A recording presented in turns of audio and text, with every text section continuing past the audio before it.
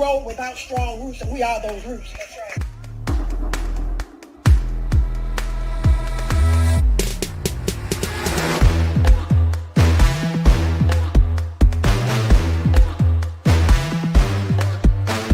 For me to have to work double shifts, to go home and try to create an income for myself just to make sure my child has a roof over her head and food in her stomach. We demand respect and dignity.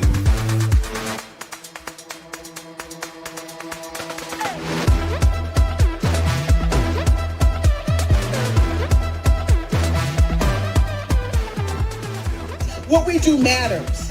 I want to be seen as an equal person within the system and structure, and by golly, I'm going to do everything within my power to do it. Enough is enough.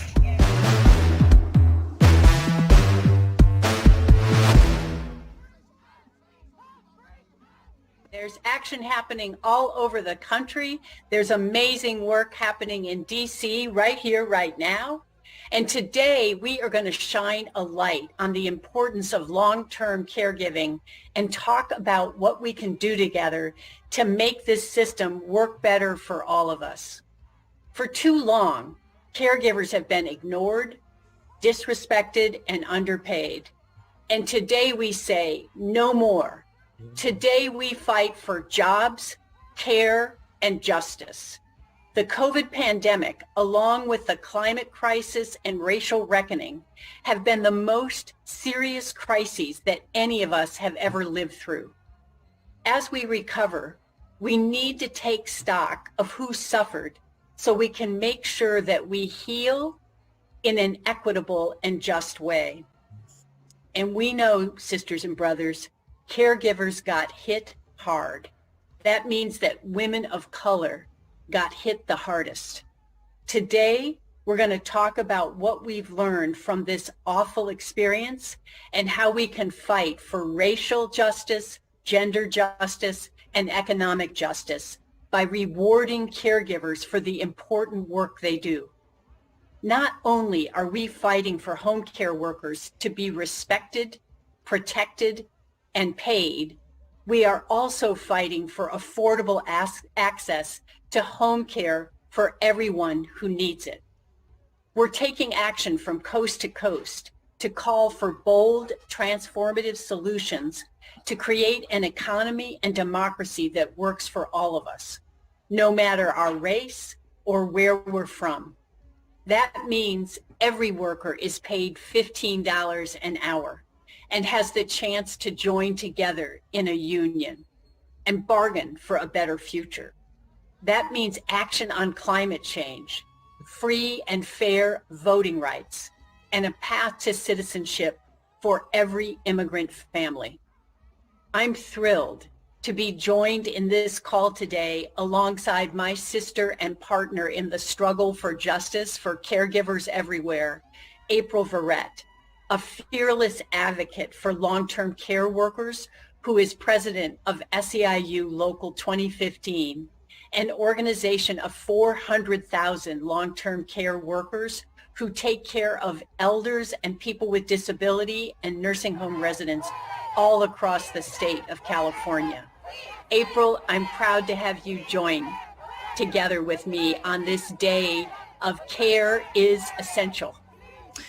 Thank you, Mary Kay. I am beyond proud to be here to share this moment with you and with millions of care workers and consumers across our nation.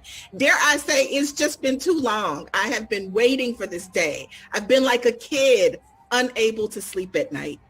As we speak, thousands of our sisters and brothers are preparing to march on our nation's capital in Washington, D.C., and that ain't all we are doing. In 40 different cities and towns across this country, millions are rallying, marching, having block parties, and taking action all across our country. Today, July 13th, 2021, we come together across industries, across race, speaking different languages, sharing different cultures, to honor the legacy of care and to celebrate our country's care workers, those of the past, those who care today, and those who will take up care as their passion and calling in the future. Speaking with a strong, united, undeniable voice, we declare that care is essential, damn it, and we demand immediate, long overdue investments in care. For centuries, women, Black women, brown women, AAPI women, white women, indigenous women, all women have sustained the life of our nation, raising our children and providing life-saving and life-sustaining care for seniors, for people with disabilities, and those recovering from injury and illness. We owe so much to these compassionate, selfless, dedicated caregivers. So why is it, I ask you, that home care workers are still some of the most unrespected, unprotected, and underpaid workers in this country? Well, we're here today because we refuse to stick to the status quo. The time has come, sisters and brothers, to dismantle the racist, sexist systems and narratives that have plagued the long-term care industry for centuries and have trapped care workers and their consumers in cycles of poverty. It is our time. It has come time. It's beyond time to build a care economy, a long-term care system that works for all working people, those who need care and those who provide care. The time has come to secure the right for all care workers to join together in a union, to advocate for themselves, for their profession, and for their consumers. The time has come to listen to caregivers, to see caregivers, and to recognize caregivers for who they are: skilled, dedicated, compassionate, essential healthcare workers who must be respected, protected, and paid. And that is what today is all about. Thank you so much, April, for that incredible review of the work ahead of us. And now it's my deep honor to present a panel of the caregivers on the front lines of this care crisis that we are going to solve through advocating with our government to take action. I'm proud to introduce Reverend Harriet Bradley, who is a caregiver who was called by the Lord, who opened a door for her to begin her caregiving in Atlanta, Georgia. And we are grateful that she's joined by her consumer, Melanie Martin, and Racine Reese, who is an SEIU Local 99 leader who delivers affordable quality childcare in San Bernardino, California for the past 19 years. And Julieta Hidalgo, a 25-year home care worker for 6 years for elder clients, and she's now primarily a home care worker for a disabled son who's diagnosed with Down syndrome. Julieta joins us as a leader of the National Domestic Workers Alliance. So now let me begin with our first panelist, Reverend Harriet Bradley. I am so grateful to be able to share my story. I have, like you said, the Lord called me into caregiving over 15 years ago. And because I have a background in union, being from Michigan, and when I came to Georgia, I saw how the pay was so low and there were no benefits. And that I also saw how people that people were hesitant to use their voice. So when I was able to connect with SEIU, I was so excited to do that. And because it's long overdue for caregivers to be able to be paid to have the benefits. During the COVID, we didn't have the break of staying at home. We had to go see our clients. We had to make sure they were okay. We had to protect ourselves. And so we were valuable workers. And that's the reason why I use my voice today and put my foot on this to say that it's long overdue, that we do need to be paid, we do need to be respected, and we do need to be protected. And that we need to have a union in order to solidify that. I am just grateful that we have a president that cares about that, and that we can use our voice. And that's the reason why I use my voice to be able to tell people that caregivers have a valuable job. I take this seriously. My client is right here with me today, and I make sure that she has what she needs. But I also encourage her that God has even more for her. And there's not a price on that, not at all. And, you know, I have been doing this for over 15 years, and I'm not even making $15 an hour yet. But I'm going to tell you something. I want you to know that God takes care of me, and I do not lack anything. However, I shouldn't have to use my faith for things that are already due me. I shouldn't have to be able, you know, God blesses me financially in every way, but I've already earned the money. I've already earned the benefits. And that's the reason why we are using our voice to say that caregivers are essential and that we're needed and we're loved. I tell you what, it's nothing like, I mean, one of the reasons that I got into caregiving too, besides being directed by the Lord, it stops me from being selfish because I'm able to give to others. And see, there's not a price on that. We are a valuable working force that is needed. More and more people are coming to the age where they possibly may need us. And we need to be, as you say, respected, paid for, and protected. And so that's the reason why I'm here today. And we're so grateful that Melanie has been willing to join you today. Yes. Thank Really you great. so much, Reverend Harriet and Melanie. I can see the love that is between the two of you all. And I know that your relationship is a shining example that we know exists with caregivers and consumers all across the country. Thank you so much for being here. And I don't know about you, April, but I find when talking to senators and congresspeople that it's really important to bring that love into focus and help them understand how irreplaceable that quality is between caregivers and consumers. That's right, Mary Kay. I couldn't agree with you more. We are in a gut check moment as a nation to decide who are we going to be. Are we going to be a nation that centers love and care and people, or are we going to continue to be a nation that puts profits and corporations over the needs of people? I think we are going to be the nation that we are called to be. That Reverend, and that's why we have love warriors all over the country today demanding that we're going to be that nation. I agree. That's right. April. Absolutely. I love that. Love warriors. Yeah. So now let's hear from you, Racine Reese, a child care provider and a member leader of SEIU Local 99. Everyone has a home care story. Racine, tell us your home care story and why investing in home care is so important to you as a child care provider. Well, I've actually been a child care provider for over 21 years. And it's I think if anything highlighted how important caregivers are in whatever capacity that is, whether it be home health care workers, child care providers, whatever that is, I think this pandemic did it. You know, I think that if you want to see the strength, the necessity of healthcare workers, home healthcare workers, child care providers, then this pandemic really showed that. For child care providers, when this pandemic hit, for everyone, everything just kind of got flipped, turned upside down.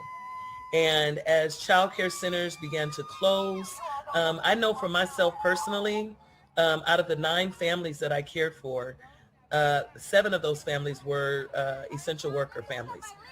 And it never even occurred to me to shut my doors. The thought never even occurred to me because the only thing that I could think of was who is going to care for my kids. When she said, Reverend Bradley spoke, she talked about the love, and that is so important. These kids, most of the kids that I have been in my care for 5-6 years. They usually don't leave until they age out. And so the love that you have for these children and their parents, these families, is the motivation that keeps us working, that keeps us, that makes us put ourselves at risk sometimes to continue to provide the care that's needed. You know, I like to say we are the essential of the essential workers. That without us, how many workers essential workers would not have been able to go to work because we were the only option. And when it comes down to it, a lot of essential workers don't work traditional hours. And family child care providers are the ones that provide that service, not centers. And one of the things that I'd like to share a little story I've shared before, but one of the things in this pandemic that really affected me the most was the fact that my father became ill maybe a couple of years ago. And as he progressively got worse, he needed more care. And because he had limited health care benefits, and our family, as far as the being able to provide the services economically, it was really difficult. And as the pandemic worsened, it made it even harder.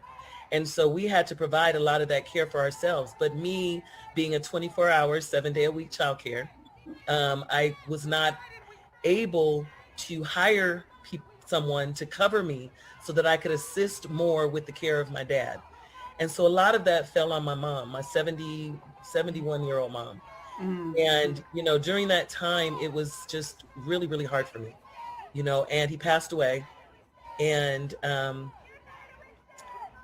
it was a really difficult time. And so I don't really realize that I don't think people understand what we do with very little pay, that we provide what is needed, no matter what it demands of us, no matter what the cost to us. And I want that highlighted. I want that shown, how important what we do really is. You know, there are providers, I'll give you an example. When the pandemic hit, every day something was changing. There were new demands. There were, you don't do this and social distance this and mask that and don't mask this and do this. And it was so many demands. And every time we conformed to those demands, no matter what the cost. I know providers that have depleted their savings, depleted their retirements, trying to keep their doors open for essential workers. You know, and we were the backbone of what kept California working during this pandemic and before. And so I you know, it's my life. It's what I will do until I can do it no more. And the quality of the people that are in the caregiving field, the love, the faith. I say all the time that it's the faith and the hope that gets us through when there's no support for us. Mm-hmm. And so, and that's the faith and the hope that's going to keep us fighting, keep us going. Yeah. Wow, Racine, first of all, my condolences to you and to your family. Far too many women, people like you across our country are not able to be there to care for their loved ones. And they have to make really tough choices. And so much about this moment is about how are we ensuring that people like your dad and your mom have the support that they need when they need it the most. Yes. So that families like yours can have comfort and knowing that the care is being given in the best way possible to meet the needs that millions of families have across the country. Yes. Yes. Thank you so much, Racine. I don't know if you got a chance to see that Julieta was both giving you her heart when you spoke about the loss of your father, and then applauding your insistence on maintaining hope. And I think that's what we do for each other, April. When we gather, we help lift each other up in the hard times of loss. And then we cheer each other on as we become these love warriors for insisting that our government and the whole nation actually invest in caregiving, both for children and for our seniors. in a way that actually recognizes how essential the work is to all other work being done in the economy. That's right. And Mary Kay, we got to say congratulations, Racine, on the child care providers in California. Reaching a definitive agreement for your very first contract. Congratulations. Yes, Huge yes, step yes. forward. Yes, yes. After 16 years of struggle where you never gave up, or that is faith. That's that in faith. believing. Absolutely. Yeah, that's great. So now we want to hear from you, Julieta Hidalgo, a leader in the National Domestic Workers Alliance and a home care provider that's also doing essential work on the front lines. Julieta, welcome. Bueno, sí, hola a todos. Mi nombre es Julieta Hidalgo. Soy madre de 2 niños, originalmente de Santo Domingo, República Dominicana. Hi, everyone, and thank you so much for your words. My name is Julieta Hidalgo. I'm a care worker, home care worker, originally from Dominican Republic. He sido trabajadora del cuidado desde los 16 años. Primero trabajé en Santo Domingo y luego me mudé aquí a Estados Unidos a cuidar personas mayores y a poder ayudar a la independencia y con dignidad a las personas. And I've actually been a home care worker since I was 16, back in Santo Domingo, when I cared for elders. And, you know, I basically helped to ensure that these elders were able to live independently with dignity. Luego, mi inspiración para ser trabajadora del hogar fue mucho antes de mis 16 años, fue entre los 13 a 14, que una señora vivía cerca de mi casa, mayor de edad, y sus hijos no podían estar con ella. Y cada vez que yo llegaba del colegio me quedaba con ella y la cuidaba y la bañaba. But I would say that I felt drawn to home care work as a calling from even as young as 13, 12 or 13, because I used to help, take care of children in my neighborhood. And I used to help, bathe some of the older women that were part of those families, right? Luego de un tiempo, cuando me mudé aquí, estuve trabajando con varias personas de mayor edad, pero cuando vine aquí a Massachusetts, me quedé otros entre 3 a 6 años cuidando a mi abuela. And then I came to the United States. And when I came here, when I started to live in Massachusetts, I still cared for elders, but I started to take care of my grandmother. Luego de varios años de trabajo, pude cuidar a otras personas, porque este trabajo es subvalorado y invisibilizado. Uno trabajo que es tan increíble para ayudar a las personas que nos necesitan y por igual a los discapacitados. And, that work was it's very rewarding. It's also very taxing, right? It's very hard work. And I think for me, the thing that I've always realized is that this work is so undervalued. It's so invisibilized because it happens in the home. And for me in particular, I was working with multiple families, including my own. Sí. Y este trabajo, a pesar que tiene sus valores y sus maravillas, es un trabajo sumamente pesado y nosotros queremos que seamos valorados y que nuestras voces no se escuchen. And especially because it's work that's not seen as hard work, but we know that it is, all the more reason, and the reason why I'm here is to make sure that I use my voice to elevate just how incredible, valuable this work is, and that being the reason why it's deserving of investing in and the workers that do it. Luego que varios años de trabajar con personas mayores, que estuve embarazada y tuve un niño con síndrome de Down. And after many years of caring for others, I ended up in a situation where I was beginning to start my own family. And I had a son that was born with Down syndrome. Y ahí fue que, ay, espero no llorar porque cada vez que hablo de eso me pongo a llorar. And I'm really hoping I don't cry right now because every time I go into this part of my story, it hits me hard. Okay, kind of, me estoy poniendo un poquito emocional, pero trataré de no. Después que empecé a cuidar a mi niño, ahí fue que me di cuenta, de verdad, en realidad, lo que somos tan esenciales, porque yo misma me volví trabajadora para mi propio hijo. Y en este estado no me pagan igual como estaría cuidando a un independiente paciente.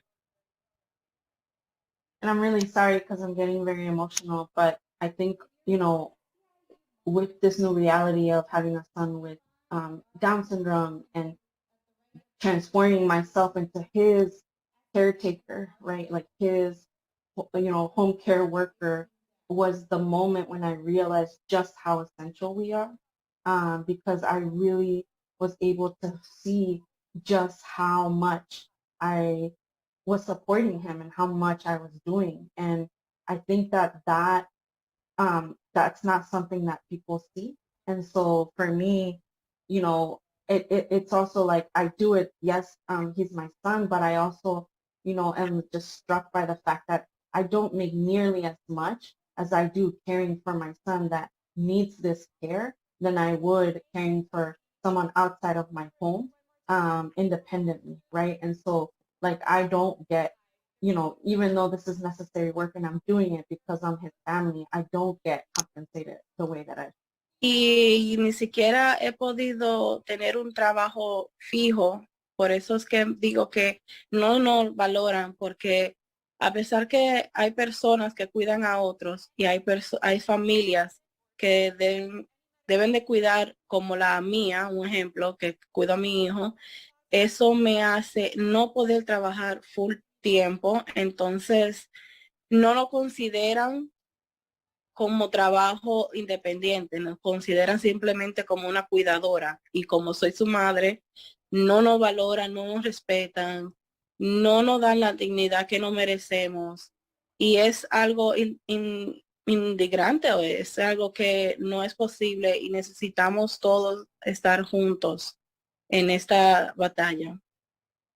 And, I think for me, it's like just, that light bulb moment of like my work is, I work in the home because my child needs this care. That means that the hours that I'm putting in to care for him, I can't be free to do other work, right? And so I have to string together enough work to make it by. That provides a level of instability for me, right? Because I can't find a full-time job elsewhere. And I think what that does, or what that says to me, is that this work is not valued because it happens in the home, because I also have the mom tag, right? Like it's seen as not full-time work, and like that's not right. And to me, it's very, like I get indignified by that, right? Because this is still work, and like it should be recognized as such, as any work that happens outside of the home. Julieta, amen. This work is valuable. It should be paid what it's worth. Whether you're caring for your son or somebody outside your home, your story beautifully and powerfully makes the case that I know April and I and everybody who is in the streets today, along with Racine and Reverend Bradley, are trying to say to our all of the people in Congress. They need to see you understand what you've just said and decide to invest in both childcare and in home care. That's right. And we're not going to leave family caregivers behind. Julieta, the work that you do, whether it's for your son or for someone you don't know is the same work, and it has to be respected and paid as such. And we also cannot forget that so many workers who are caregivers in this country are immigrants, and we are not going to stop. The fight for immigrant justice and for justice for care workers are inextricably linked. It's the same fight, and we will walk this road together until we make sure every man, woman, and child is recognized as a valuable member of our society and our communities. I don't give a damn what any documents say. Yes. And we have to make sure workers like you, Julieta, can live in the brightness of the light and not be continued to be forced into the shadows.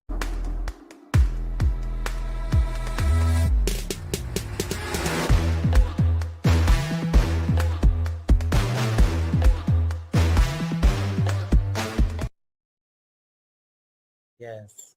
Yes, yes. You have an amen chorus with me and Racine and Harriet and Melanie. Thank you so much. We are reaching through the Zoom to hug you. Thank you. You don't need to be. That kind of made me cry. Good, good, very good. Never apologize for the emotions. Amen. Yes, never. We welcome it. It's our power. Our emotion is our power in this fight. And I know, Reverend Bradley, that Melanie, Melanie Martin has been listening to these stories and wanted to add her voice too before we close out our panel. That's true. Hi, how are you doing? I feel that the home care workers are underpaid and they are not being recognized for the things that they do. Now, Reverend Harriet takes care of me very well. She will come in and make sure I'm good. She fusses at me because I'm hard-headed, but she's a very good healthcare worker, and I feel that she needs to be paid to $15 an hour or above because she does above, her work. And she come in and she takes care of me very well. She do laundry. She cleans the house. She makes sure I eat. She makes me eat. Yes. And she cleans me and she cleans my sheets and everything. And I feel that that's worth $15 an hour or above. Mm-hmm. And I don't see why it's so hard for them to see that the home care workers do their job and above. They should be able to get the pay that they deserve. It's just nonsense why they have to fight, to get paid. The home care workers need to be paid a lot because of what they do for us. They do a lot for us, and people don't understand that. They do a lot. Yeah. Miss Melanie, thank you so much for being here. Not one of us lives a minimum life, so we should not receive minimum pay. That's the true. Work that you all do is life-sustaining. It is life-sustaining. That's true. And it should be respected as such. In the wealthiest country that has ever been on the face of the earth, no one should be made to struggle the way millions of workers in this country struggle. Whether they are flipping burgers or taking care of our loved ones, all work has dignity. Right. All people have dignity. And we have to keep pushing until every person who works an honest day's work in this country receives pay and benefit that reflects what they put into their work. And that is what we are called to do. Absolutely. It's why we say we refuse to return to normal, because normal was broken.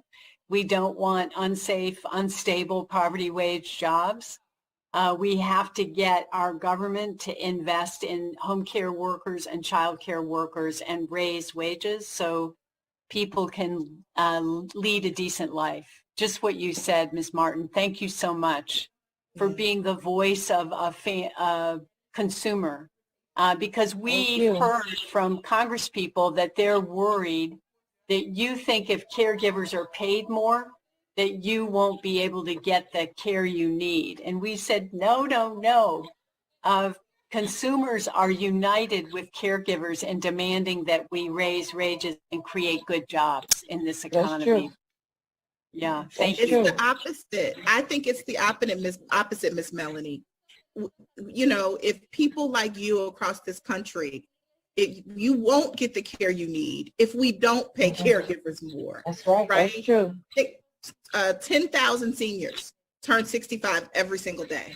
Yes. And we need to be able to build the workforce required to take care of them.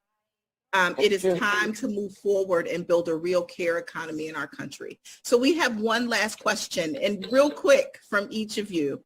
What gives you hope that we will win the changes we are fighting for? Real quick, you first, Miss Harriet. Reverend Harriet. You know what gives me hope is that we haven't given up. I tell you, we keep going. We have to fight. That's what gives me hope. And that I thank God that we have a president that will publicly say that this is needed. So we have a determination, and with the Lord on our side, we're going to get there. And I don't think it's long. We've been fighting a long time. But I believe that we're going to get this very soon. That's what makes me happy. I believe that we will win, Reverend Harriet. Amen. What about you, Racine? What gives you hope? I think the thing that gives me the most hope is just the 17-year fight that we were in to get our union in the first place. How bill after bill was just struck down, and providers continued to fight, to march, to make their voices heard. And after 17 years, it was finally rewarded. And I think that's the hope that keeps us, as I said before, doing what we do, that love. You know what I'm saying? You know, we lost so many childcare providers during this pandemic and are now faced with childcare deserts. And now they want to know what is going to entice someone to want to do this, or even the type of work that the home health care worker does, that people that have the heart to do that work. You know, the only way you're going to be able to take that heart and that love, be a love warrior, is to be able to care for your family as well as be able to care for someone else. And I think that motivation, that love, that hope is just what's gonna hold out until we get it. Yeah. Thank you, Racine. Julita, what gives you hope? La esperanza mía sería que algún día nuestras voces conjuntas, todas en un grupo, nos podamos, que nos podamos valorar y mi familia sea valorada tanto como la familia de otros del mundo entero, como somos trabajadores esenciales para todos. Y espero que los años que muchas personas han trabajado nos valoricen por lo que somos, porque hacemos más sacrificio y dejamos nuestra familia aparte para cuidar a otra persona. What gives me hope is that our voices united will lift up just how valuable our own families are, as well as the families that we care for. And beyond that, that we are finally able to see the value of all families in the entire world, right? And that we finally come to terms and recognize and celebrate just how valuable we know we are, but that others finally know that we are. And so that, I think that's what gives me hope to keep fighting this fight. Yes. And Mary Kay, you too, what gives you hope? What gives me hope are the leaders on this panel that we've just heard from. The amazing perspective about never giving up, about persevering, about the breakthroughs that people have accomplished in raising wages and expanding care for parents and for elders and people with disability is fuels my fire, April, that we can get this done. We're going to make clear that our government understands that care is essential, we will get the $400 billion investment in home care and be able to raise wages to 15. And I agree with Miss Melanie, that should just be the start. We should go beyond 15 to recognize this work. That's what gives me hope. Thank you. Absolutely. I couldn't agree with you more, Mary Kay. I share with you the hope that comes from being able to work with caregivers like the ones we are with today. We stand on the shoulders of Ophelia McFadden and Bertia Daniels and Helen Miller and Floral Johnson and hundreds of thousands of women who made sacrifices decades ago to build this movement. It is the power, the resilience, the tenacity of caregivers that gives me hope each and every day. As our country is in the thick of simultaneous public health, racial, economic, and environmental crises, investing in care is a bold step forward that this moment calls for. After decades of fighting for justice, we've ignited and fueled an unprecedented national movement of care workers and allies who share a vision of America where long-term care is accessible, affordable, and sustainable for all of us, and where care jobs are sustainable, sought after, union jobs our country can be proud of. It is imperative that every single family has access to quality home care when they need it, and that every home care worker has a good union job that's with wages that sustain families and the protections and benefits they deserve, no matter where they live, where they come from, or the color of their skin. That's why we're calling on Congress to pass a $400 billion investment in home and community-based services. The Better Care, Better Jobs Act was introduced just a couple of weeks ago, showing that Congress is finally taking action. They are listening to our nation's care workers. But now comes the hard part. We got to get it passed, y'all. We got to get it passed. Today serves as the launch pad for the biggest fight of the lives of caregivers. We've brought together working people of all backgrounds, all races, all language, and all industries to join in solidarity with care workers today. Across the country, we're taking to the streets. We're shouting from the rooftops. We are breaking the internet with our united message. Care is essential. Care work makes all work possible. And care absolutely cannot wait. Reverend Bradley, I know that we will do it. I have the faith that you have, and I know that when we fight, we win. We win. Thanks, Yes, everybody. we win. Hallelujah. Hallelujah. When we fight, we win. Todas juntas, all together. Yes. Amen. All together. My name is Ai-jen Pu, and I'm the director of the National Domestic Workers Alliance and of Caring Across Generations. And we are taking action today because care is essential.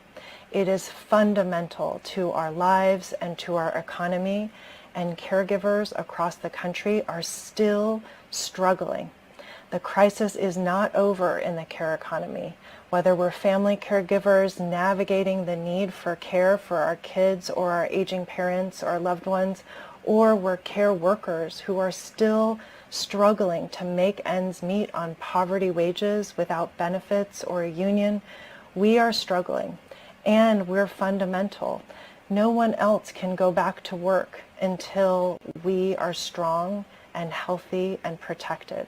And so we are calling on Congress and on every elected official in this country to invest in care, to make every care job a good job, and to make care affordable and accessible to every family in this country who needs it.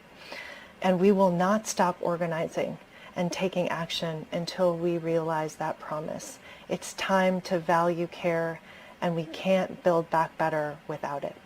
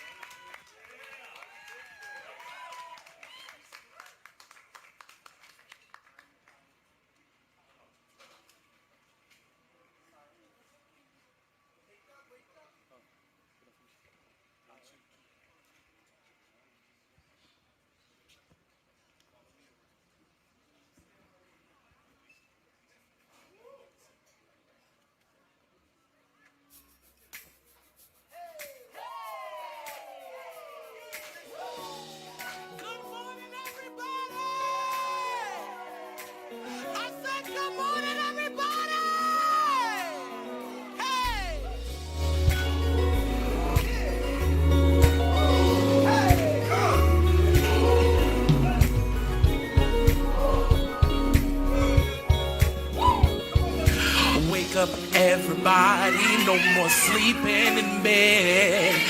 No more backwards thinking. Time for thinking ahead. The world has changed so very much from what it used to be. There is so much hatred, war and poverty. Oh yeah. It's time to teach a new way. Maybe they never listen to what you had to say, 'cause they're the ones who's coming up and the world is in their hands. If you teach the children, teach them the best that you can. The world won't get no better if we just let it be. The world won't get no better. We gotta change it, yeah. Just you and me. Hey. Ooh, yeah. Oh.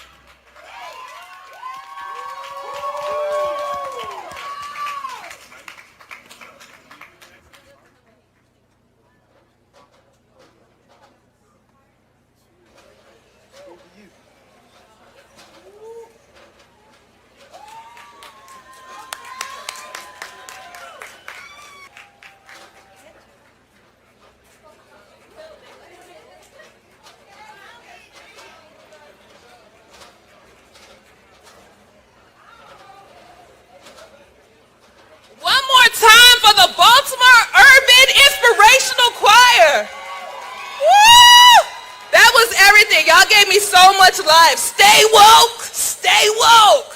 What's the, yeah, I forgot the other words, but it was very good. They be creeping. Don't let them sneak up on you or catch you sleeping.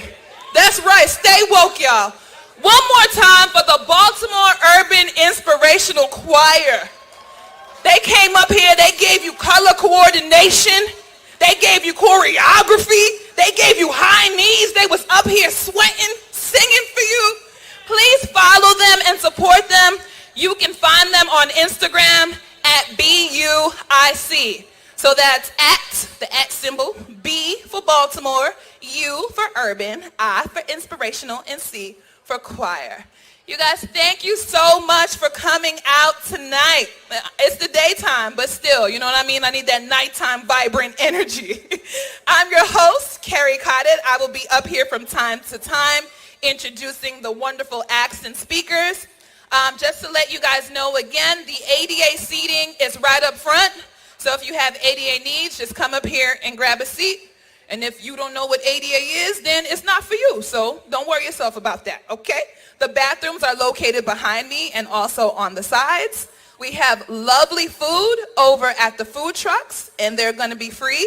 And if you require Spanish translation services, just call 855-895-2147.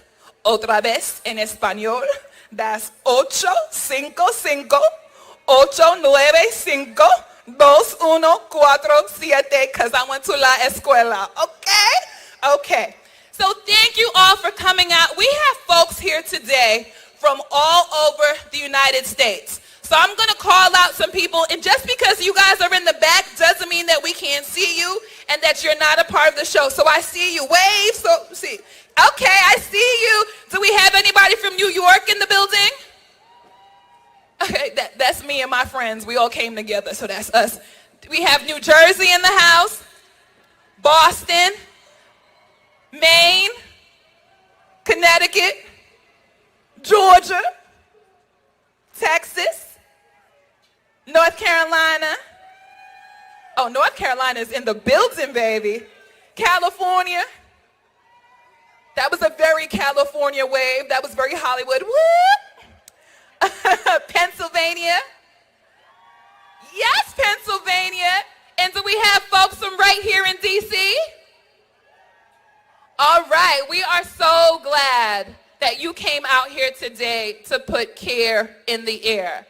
As we gather in D.C. today, we are part of over 40 actions happening around the country to have Congress pass the $400 billion investment in the Biden administration's American Jobs Plan to expand access to home and community-based services and strengthen the care workforce. Now, I don't know about y'all, but $400 billion is a lot of money, so can we make some noise for what we're trying to accomplish here today?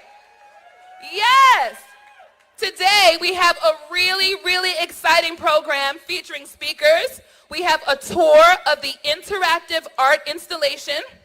We have food trucks. We have live music, some of which you just saw and heard, and so much more. We will also hear directly from home care workers and the people who receive care from them. Today we have different groups and organizations assembling to make this happen. So I'd like to shout out the Caring Across Generations, National Domestic Workers Alliance, Hands in Hands, and the Care Can't Wait Coalition, who have all worked with the artist Paula Mendoza to produce the Communities of Care art installation that we will unveil later on for you today, okay? We will end with a ribbon cutting ceremony, which I've actually never been to in real life. So I'm like so happy to like actually see a ribbon get cut, because you only see that on TV, right? So we're gonna cut a ribbon here in real life after the ceremony. We're gonna see the interactive exhibit, and it's going to transport you into the reality of care that takes place in our homes and communities, also while showcasing the beauty of that care, while portraying the challenges and making a case for why they should invest in a robust care infrastructure that can support home and community-based care for all. That was a mouthful. I just had to take a little pause because, you know, it's hot. Make sure you stay hydrated, okay? So every time I pause to take a breath, y'all pause to take a sip of water, okay? Because like we said, the EMS tent is behind, but we hope nobody needs to visit it today, okay? Stay hydrated, stay healthy, and stay woke because they be creeping. All right, so we have our first care peer coming to the stage, and a care peer is a home care worker and the person that receives care. So please join me in giving a big round of applause to Christine and Ingracia. Whoop, whoop! She's coming on up. Oh, I like this podium. How you doing in the back there? Everybody's good?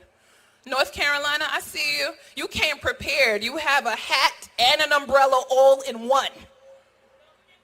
And you have a fan around your neck. I love it. I'm up here sweating like 3 Whitney Houstons. It is quite something up here.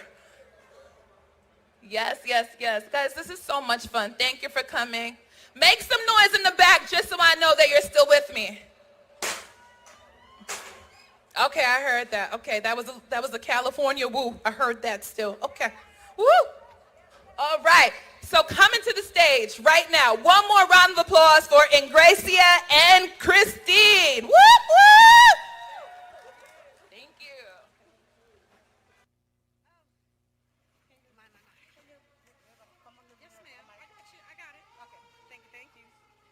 Good.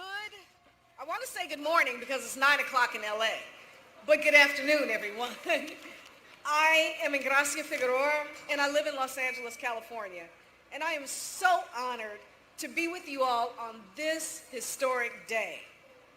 I'm a proud member of Hand in Hand, the Domestic Employers Union. Can we get it for some Domestic Employers Network, please? I am also the president of Communities Actively Living Independent and Free. We're an independent living center in downtown Los Angeles. At 22 years old, I became disabled as a result of a spinal cord injury and left leg amputation. And my anniversary is this Thursday. So I'm celebrating a life anniversary with everybody also. Since then, I have been able to live a full life thanks to home care workers who assist me with my basic daily needs. Workers like Christine right here. She has supported me for the past 10 years, and she's here today. But trust me, this ain't been an easy road. Our system of care in this country means that I'm forced to impoverish myself in order to qualify for in-home supportive services. I live in constant fear that I'll be forced in an institution. I'm always looking for home care providers. But because of the high rate of turnovers and the low wages, it's never a problem. That has got to change. I'm terrified of aging in this system because far too many people with disabilities, just like me, are forced into nursing homes because they have no other choice. And during the pandemic, many people in that situation, that literally meant death. How many lives were unnecessarily lost because of our broken system of care? This has got to end. I am so excited, thrilled, honored, and privileged to be participating in the Caring Communities installation because we have incredible opportunities as a nation to invest in all of our futures. My future and the future of home care workers are interconnected. It's time for the world to hear our stories and understand that now is the time to invest in home and community-based services. Thank you so much for having me again, and I am honored to be here. Thank you so much.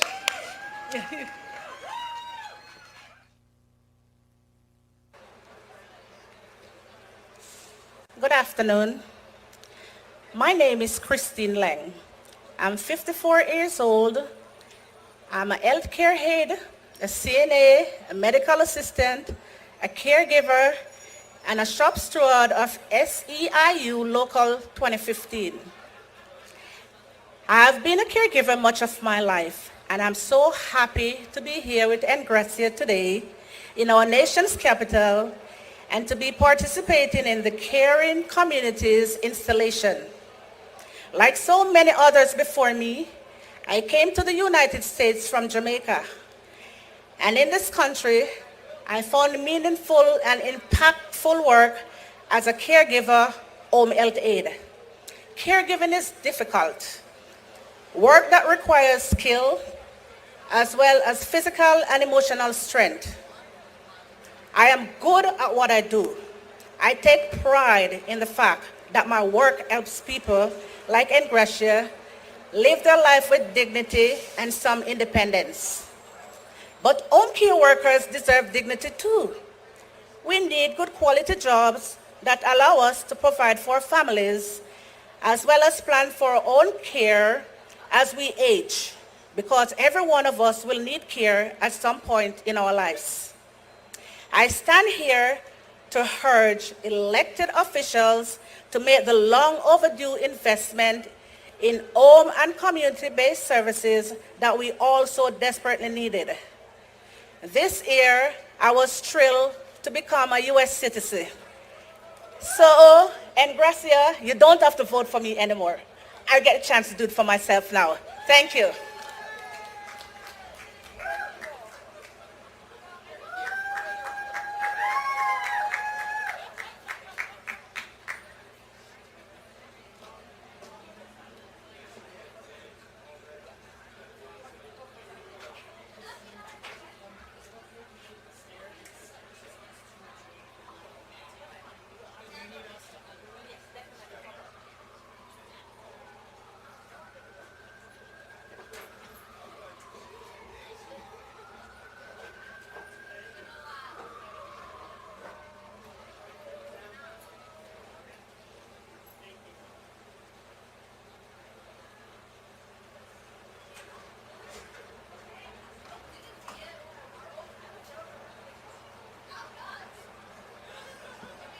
Woo!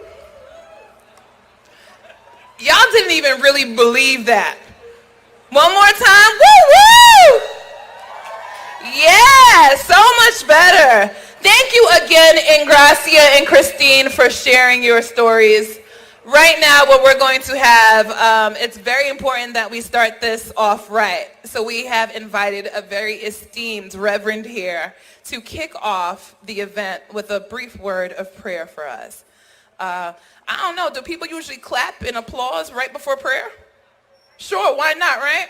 Yeah, come on, North Carolina, let's make some noise for the illustrious Reverend Barbara. Yes. Thank you all for the enthusiasm. Thank you for the patience.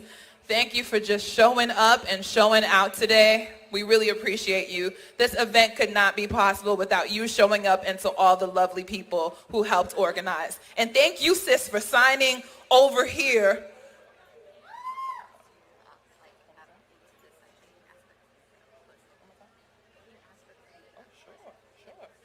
Hey, guess what? We would like the people in the back to move up closer so that you guys can be closer to us. There's a lot of seats up here that you can sit in. So just don't sit on one this time, but we'll give you a few seconds to come up. And there's AC up here. There's not, but by the time you get up here, it's going to be too late. So you might as well just move on forward, okay? Hey, North Carolina. Yes. Yes, all the way from the back, I see all those yellow shirts. Move on up so you can be close. That's right, just come on up. There's seats right here in front.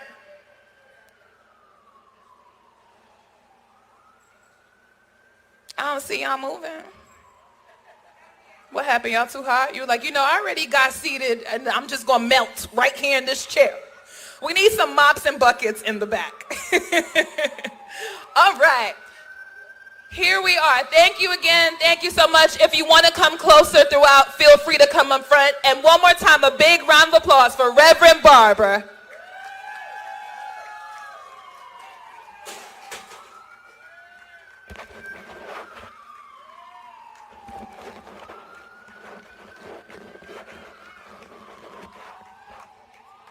It's good to see all of my brothers and sisters. Let me see, is SEIU here? Is Caring Across Generations here? Is Care Can't Wait here? And is the National Domestic Alliance Workers here? They've asked me today if I would lead in a reflection and a prayer. As we in this nation now, we may not be under the same banner, but we need to be fighting the same battles. And we need to make sure we don't allow people to separate us. The same people who are fighting against caregivers, are fighting against living wages, are the same people fighting against fully funding public education, are the same people fighting against living wages, same people fighting against health care for all, the same people fighting against climate justice, Keith, the same people fighting against the LGBTQ community, the same people fighting against women, and the same people fighting against voting rights, and the same people that are comfortable with poor and low wealth, 8 million people more people falling into poverty and low wealth during the pandemic, while billionaires made nearly $2 trillion. And my one word to all of us is we might have our silos sometimes, but it's time for our silos to come together, because if they are cynical enough to be together, we ought to be smart enough to come together. And they know if we come together, we can reshape this entire democracy. Understand that what you are seeing now, all of the suppression and the filibuster, and 2 senators, even Democratic, using the filibuster to block progress, is fear. It is the fear of you. It is the fear of all of us getting together. Because if we all get together, the care workers, Poor People's Campaign, labor, if we all get together, we actually have the power to change things. So here's the meditation. The Bible says, he or she that is greatest among you should be your servant. Caregivers are servants. The Bible says in Isaiah, we must loose the chains of wickedness. And in Hebrew, the chains of wickedness is interpreted, we must loose the chains that refuse to pay people what they deserve. Another scripture in Isaiah says, stop robbing the poor of their rights and making women and children their prey. And one other scripture says, the laborer, might I say the caregiver, is worthy of their hire. The caregiver is worthy of her or his hire. Caregivers deserve love and respect, not a lack of living wages. Can I get an amen? Caregivers don't need to just be called essential workers. They need this country to stop treating them as expendable workers. Caregivers need union rights, not a denial of rights. The truth of the matter is, caregivers were the first to have to go to work during the pandemic, the first to get infected, the first to get sick, the first to get hospitalized, and the first to die. Now caregivers ought to be the first to get lifted, the first to get living wages, and the first to be treated right. You have taken care of America. Now it's time for America to take care of you. Caregivers don't need a Senate filibuster blocking living wages. Instead, caregivers need $15 and some more. Not just 15, that's the baseline. Caregivers need expanded voting rights and more opportunity to vote. And caregivers don't need a denial and a suppression of voting rights. Caregivers care for us. And it's high time and past time that this nation cares for you. And so we must stand together as caregivers, because he or she that is greatest among you is your servant. We must collectively stand together against those who want to take sick leave, those who want to undermine union rights, those who want to undermine living wages and health care. We need caregivers to be taken seriously, and we need to shut down the takers. We need to lift up the givers and shut down the takers. And if I wasn't a Christian, I'd say we need to raise hell. But since I'm a Christian, I'll say we need to raise heaven and get hell on the run. So let us pray. Oh, gracious God, and all that is holy in the universe, today we remember those who died giving care. We remember those who died because they cared so much they wouldn't stay home. They risked their lives in the midst of this pandemic. Those who before the pandemic were merely called service workers. But during the pandemic, the nation found out they were really essential workers. But we remember those that died that didn't have to die if this nation had done right and protected them. So we mourn their deaths. We cry over their loss. But we cannot merely mourn and cry. We must act in their remembrance. And so in their remembrance, oh gracious God, grant us the resiliency to keep fighting. To fight for justice, to fight for sick leave, to fight for right unemployment, to fight for union rights, to fight for voting rights, to fight for the kind of wages that respect the kind of care that these caregivers give. Give us the resilience. Let the tears that we shed be buoyancy and lift us up. Everything that has happened to the caregivers, instead of it stopping us, oh God, let it embolden and intensify our agitation to turn this nation from a taking nation to a caring nation. And lastly, oh God, not only enable us to remember and not only grant us resilience, but for all of those I'm looking at physically and all of those that are looking at us on social media who have come through the storm. And the storm is not yet over. For all those who have come through the pandemic and they're hurting,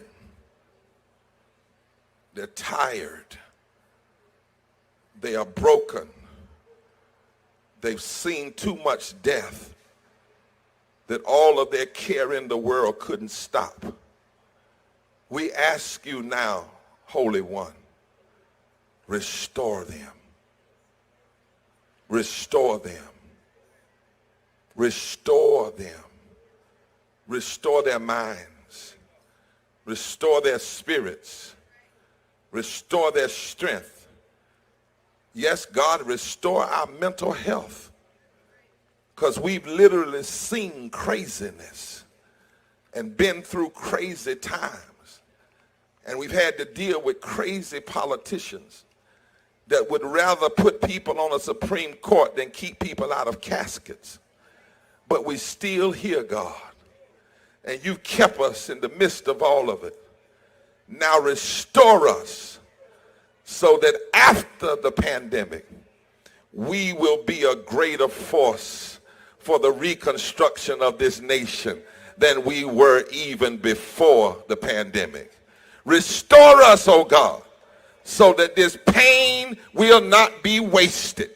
But instead of the pain killing us, the pain will end up making us alive and giving us more power to fight than we ever had before the pain.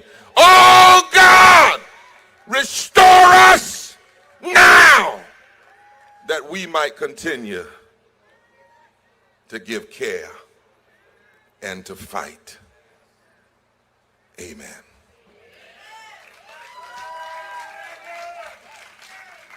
One more time for Reverend Barber.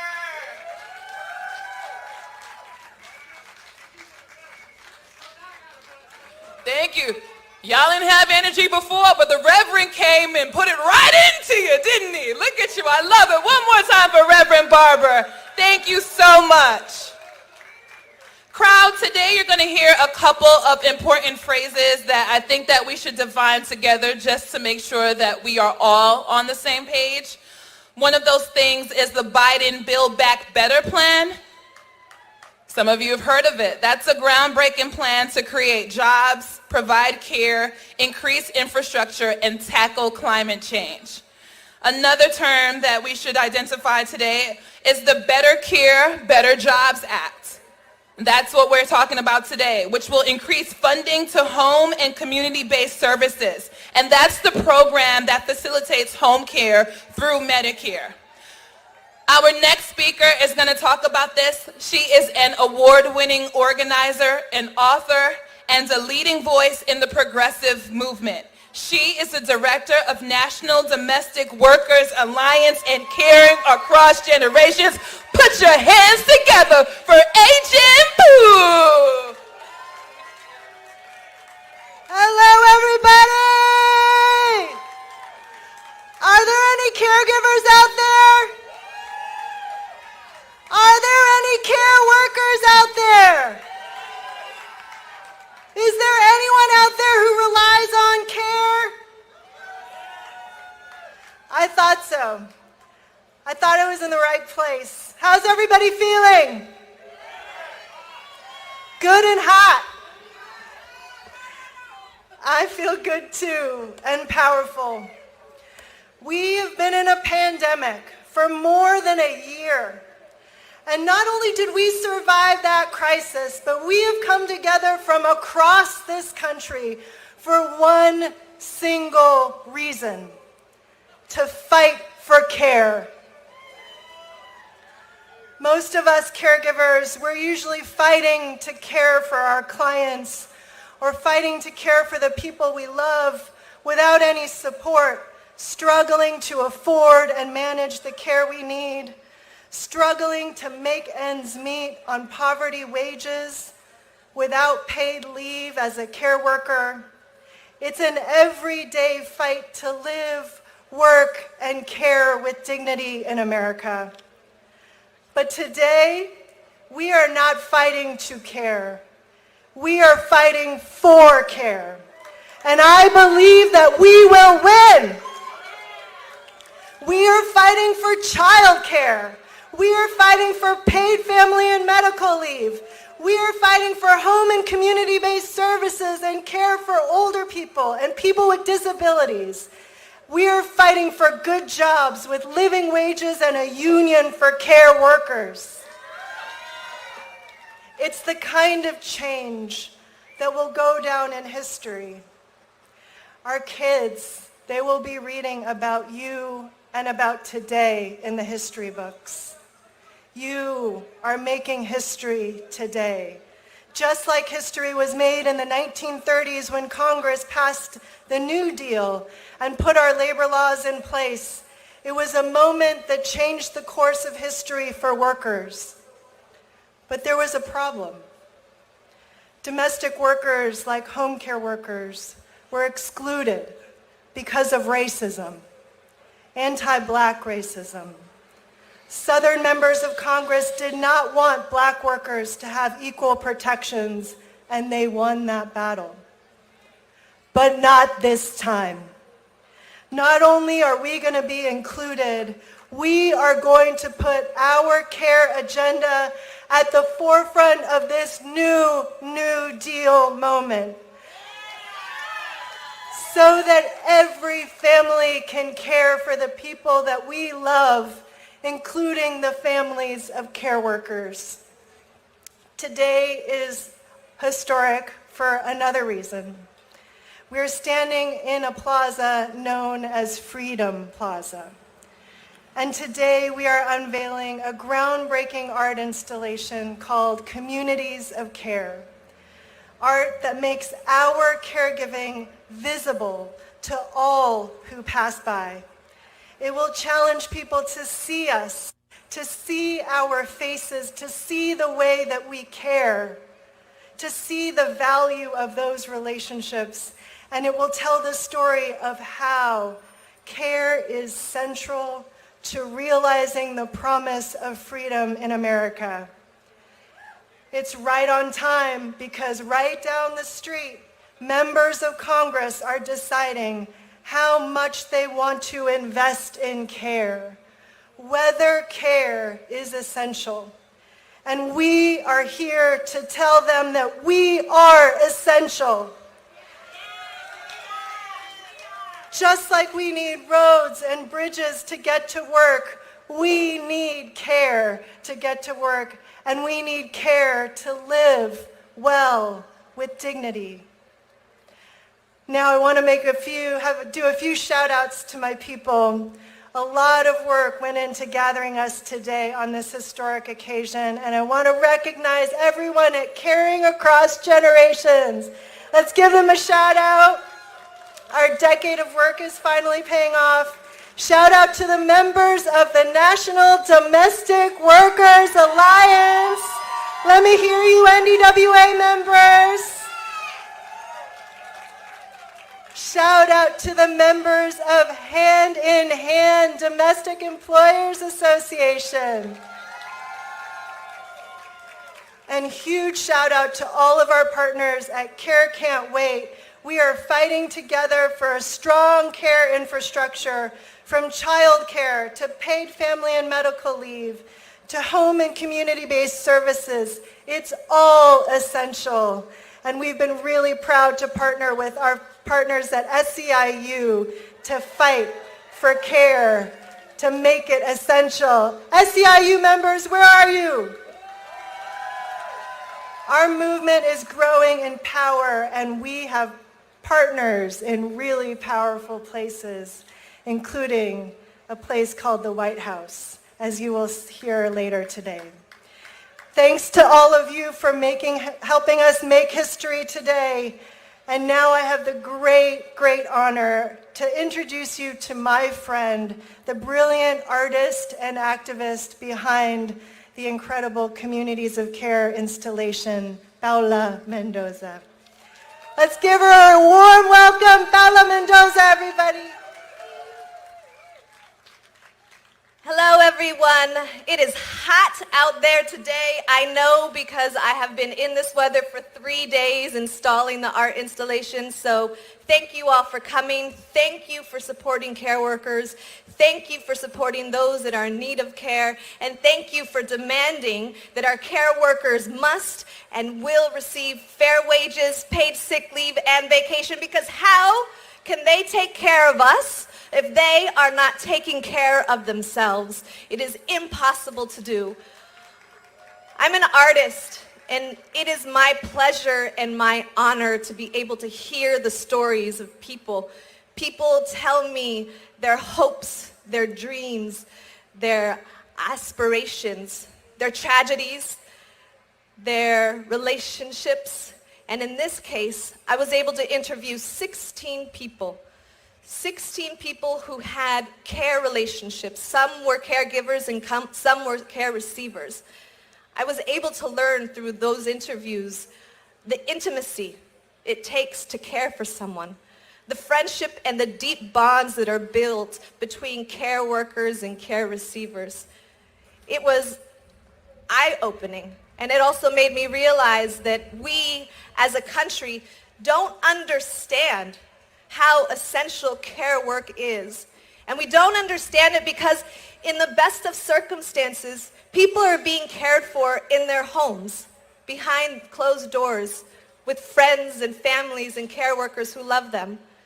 But this essential work is not necessarily out in the open to those that don't experience it yet. Because the reality is, and what I learned was, that we will all need care at some point in our lives. We will all need care. We will need care workers and caregivers in our lives at some point. And that is why it is essential. And this community, you all, make this country thrive. You make this country better.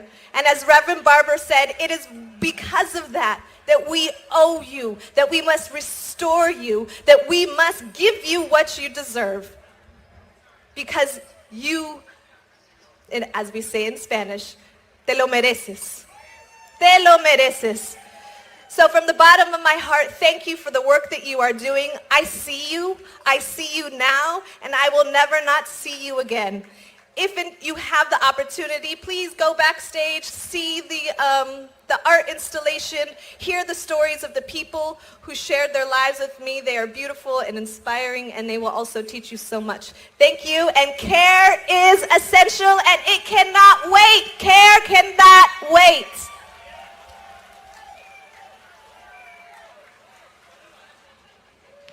One more time for Paula.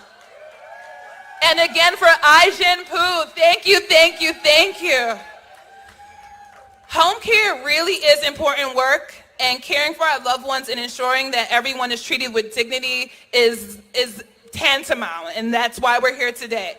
The National Domestic Workers Alliance and SEIU's partner to create the care is essential.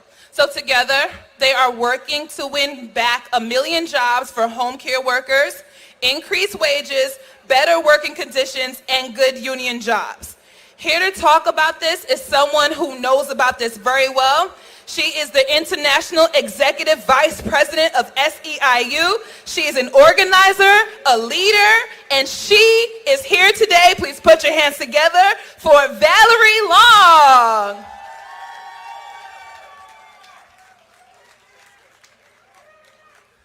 Thank you, Carrie. How's everybody doing? And I'm not going to say, is it hot? Because we know it's hot. But I will say, I'm hot about the way home care workers are treated in this country. I'm hot about that. Are you hot about that? I'm feeling you. My great-grandmother was taken care of by a home care worker for 12 years until her death. And God bless her. She has now passed on to glory as well. But I have so much gratefulness in the work that she did, the loving work and care she did for my great-grandmother in her end of days. We would not be a family without our home care workers. We would not be a family without people who have much selfless care and mercy for our elders, our disabled, our people who cannot take care of themselves. For God's sakes, why are we a country who will clap for them at 7 o'clock and call them essential, but not treat them as such? It's absolutely ridiculous, and I'm proud to be here with all of the coalition partners, proud to have followed that beautiful artist who did the installation, because we need art and love. Proud to be here with Ai-jen Poo from the director of the Domestic Workers Alliance, a strong leader in this arena. Proud to be with my SEIU members, and I appreciate Reverend Barber speaking about spirituality, love, and the fact that we will win because God will bless us, but God will bless us because we fight. He respects fight, and we have a lot of fight in us. And against all odds, we've actually been winning some things. Against all odds, we've won better pay, protections, and a seat at the table for home care workers across the country. But as we all know, as Reverend Barber said, they try to separate us. And we won't win until we all win. We won't win until workers around this country win. And we won't stop until we win for all of us. We won't let, the Reverend Barber said backstage that people try to separate cockroaches. And he ain't going to be no cockroach. And that stuck in my head. We're not going to be separated. Today, we're in the streets across this country to demand three simple demands: jobs, care, and justice. It's because of home care workers like those out in the audience that President Biden is stepping up and answering the call. You all spoke out. You all are marching. You all are making your voices heard. And we believe he has heard you. Doesn't mean we take the pedal off the metal, but we believe he's heard you. He made an investment in our care system, in the aging Americans and people with disabilities who depend on care, and in the care workers who do this essential work. That's why we're calling on Congress to pass Biden's $400 billion investment in home and community-based services. We need that passed. We need to make sure Congress passes that. That plan covers three problems at one time. Excuse me. It means well over 1 million people will gain access to the care that they need. That's one. It creates 1 million new good union jobs in a workforce that's nearly 90% women and 60% people of color. And it boosts wages for the nation's existing care workforce. So those are the three things. Not only is it the right thing to do for our nation's economy, passing this plan will lift up women of every race and background: Black, white, Latina, Asian, indigenous, and immigrant. We need jobs, we need care, and we need justice. Care is an issue that affects all of us, no matter where we live or no matter where we're from. Care is a racial and gender justice issue. Home care workers are nearly, not all, but nearly all women, and the majority are people of color. It's long past time that they were respected, protected, and paid. Now I'm competing with a helicopter. Okay. Care is an immigration issue. 1 in 3 home care workers are immigrants, many of whom are demanding a path to citizenship for themselves and their families. And care is a climate issue, believe it or not. When climate disaster strikes, who's some of the first frontline workers who are there as first responders? Home care workers, stepping up and putting themselves on the line and to support and protect their customers. Excuse me, sorry about that. As we face unprecedented challenges as a nation and look to recover from the crisis of the last few years, we cannot stick to the status quo.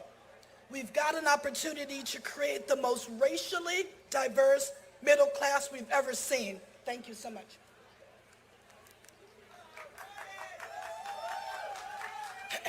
And that's a good goal, because the majority of this country is going to be people of color, and we need to make sure that all people are created equally and that we can raise up the middle class and make sure that there's an economic incentive for a racially diverse middle class. And it's time for Congress to hear that, believe that, and to care for the care workers who care for this nation. So let me transition and introduce one of our sheroes, care workers for today. I'm going to be introducing Renee Bumbry Graves, a home care worker from Woodbridge, Virginia. Renee is an active member of her union, SEIU Virginia 512, where she serves on the executive board. Renee says that home care is her calling, and she can't see herself doing anything else.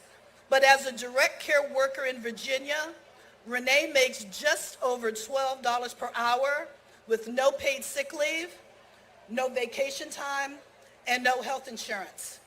And she knows home care workers in other parts of the country are paid much, much less, and too many of them don't have a right to a union. Renee knows home care workers deserve better, and she has dedicated her life to educating the public about the stark realities of this work. A self-described talker, Renee jumps on any opportunity to speak out on behalf of caregivers and care consumers around the country. She says home care comes up in almost every conversation that she has. We are here today because of people like Renee, and the millions of care workers across the country who work tirelessly to change our world for the better. Renee, we are so honored to share this moment with you and witness your powerful testimony.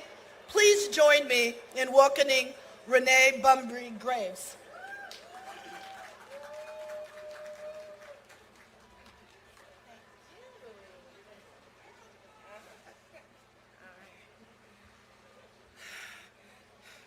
Good afternoon, everyone. My name is Renee Bunbury Graves, and I am a home care worker from Woodbridge, Virginia. I am here today representing my union, SEIU Virginia 512, and the more than 2.4 million home care workers across the country. Joining me up here today are my granddaughters, Amara and Heaven. I am so proud of them for being out here with us, representing the youth of our nation and the next generation of voters, union members, and essential workers. I've been doing this work for more than 20 years.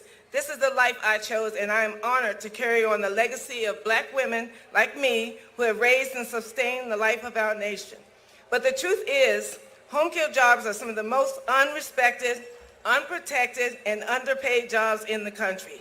Many of us don't have affordable health care, paid sick leave, time off, and no retirement plan. I can't believe that in 2021, I have to say this, but some of us still make as low as $7 an hour. It shouldn't be like this, and it doesn't have to. I'm blessed to not only be a member of my union, I'm also on the board of my union, SEIU Virginia 512. My sisters and brothers have united to dismantle the racist, sexist policies and win hazard pay, paid sick days, and 18.9% raise.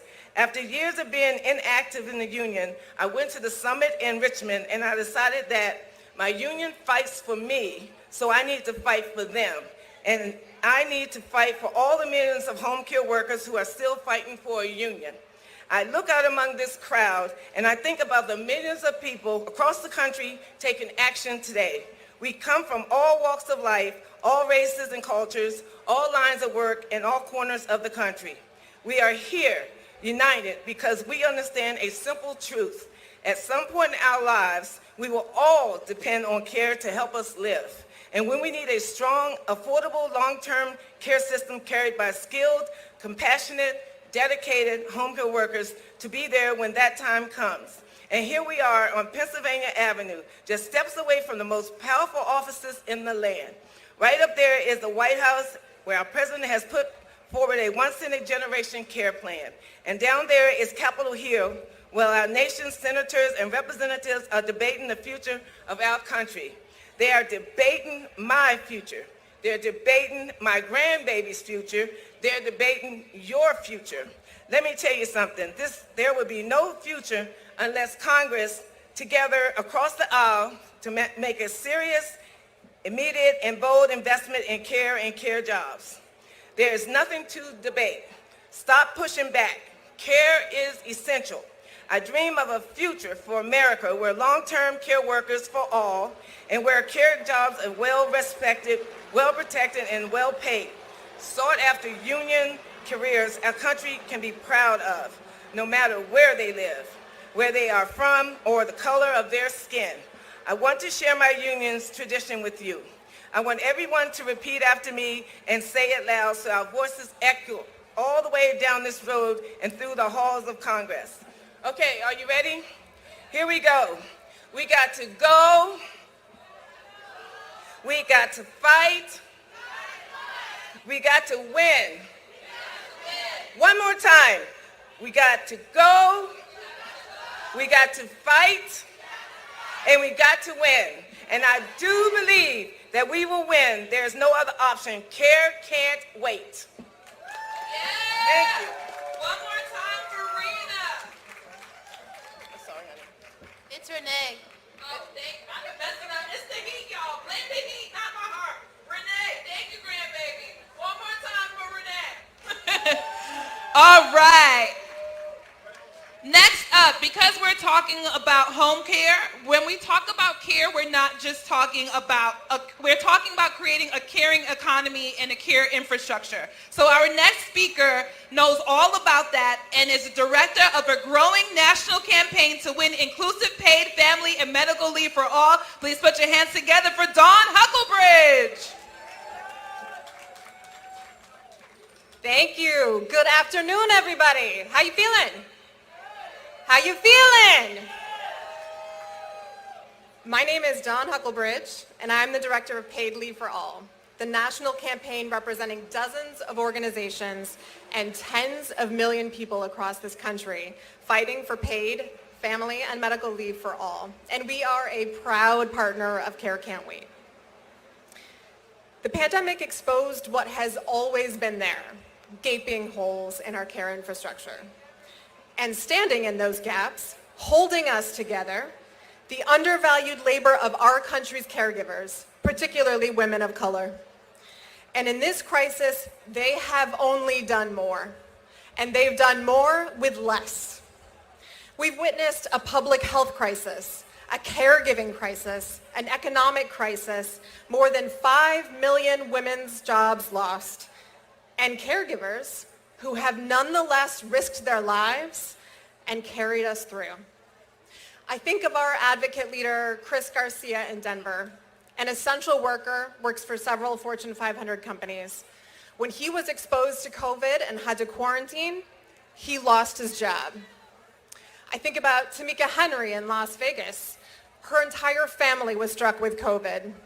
And when they had to quarantine, recover, and care for each other, she went a whole month without pay.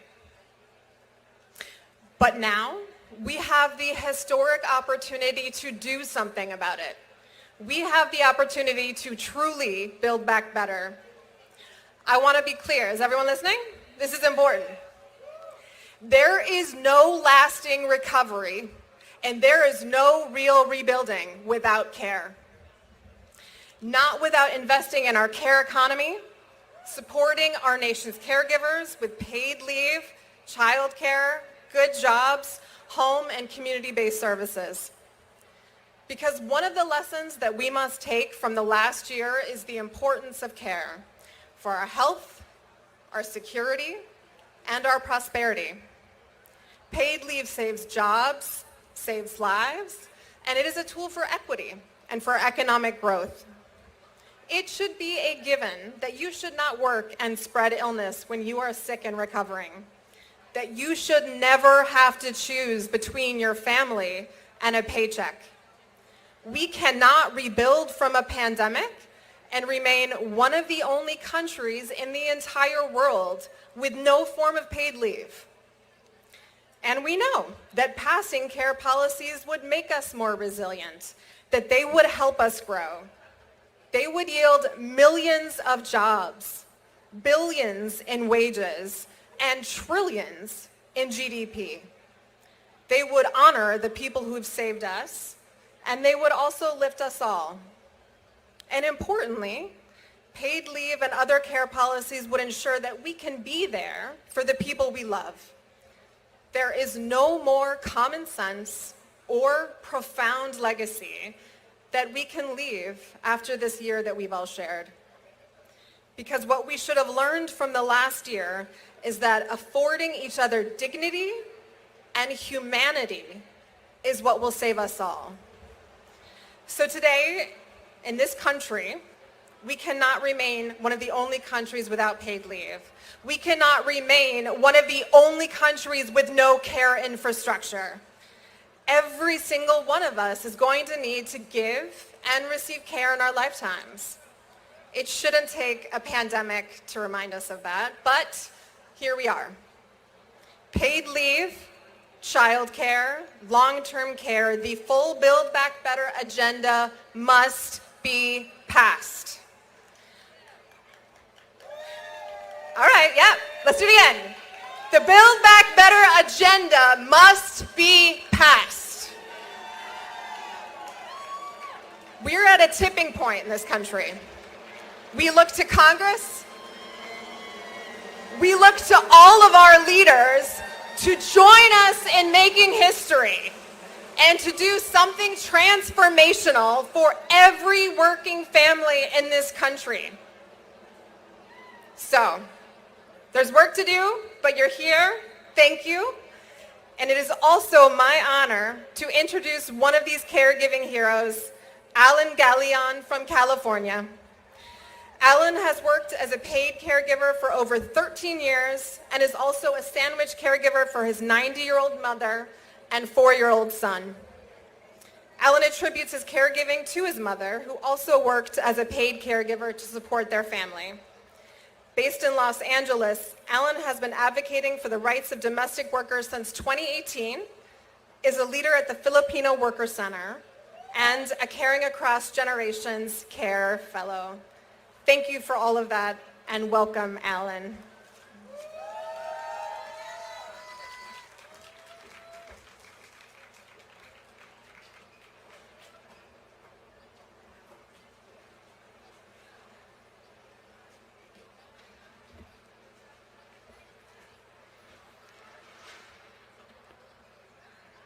There is time for everything.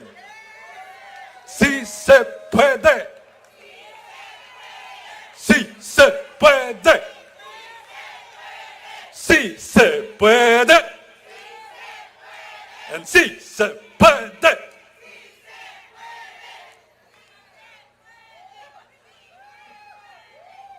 I take this moment to make public my deepest gratitude to Justice Ruth Bader Ginsburg for her historic fights to knock down discrimination in this country, paving way to diversity, equity, and inclusion.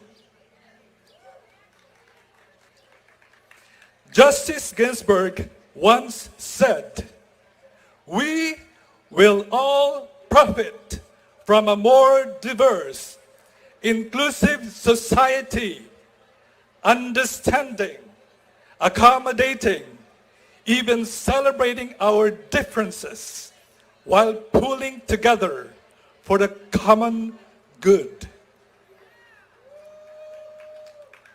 Today, in this Care Can't Wait Day of Action, we are collectively pulling together to continue the battle for both justice in labor and justice in aging by splicing our tireless spirits where the least shall be heard and walk with the greatest.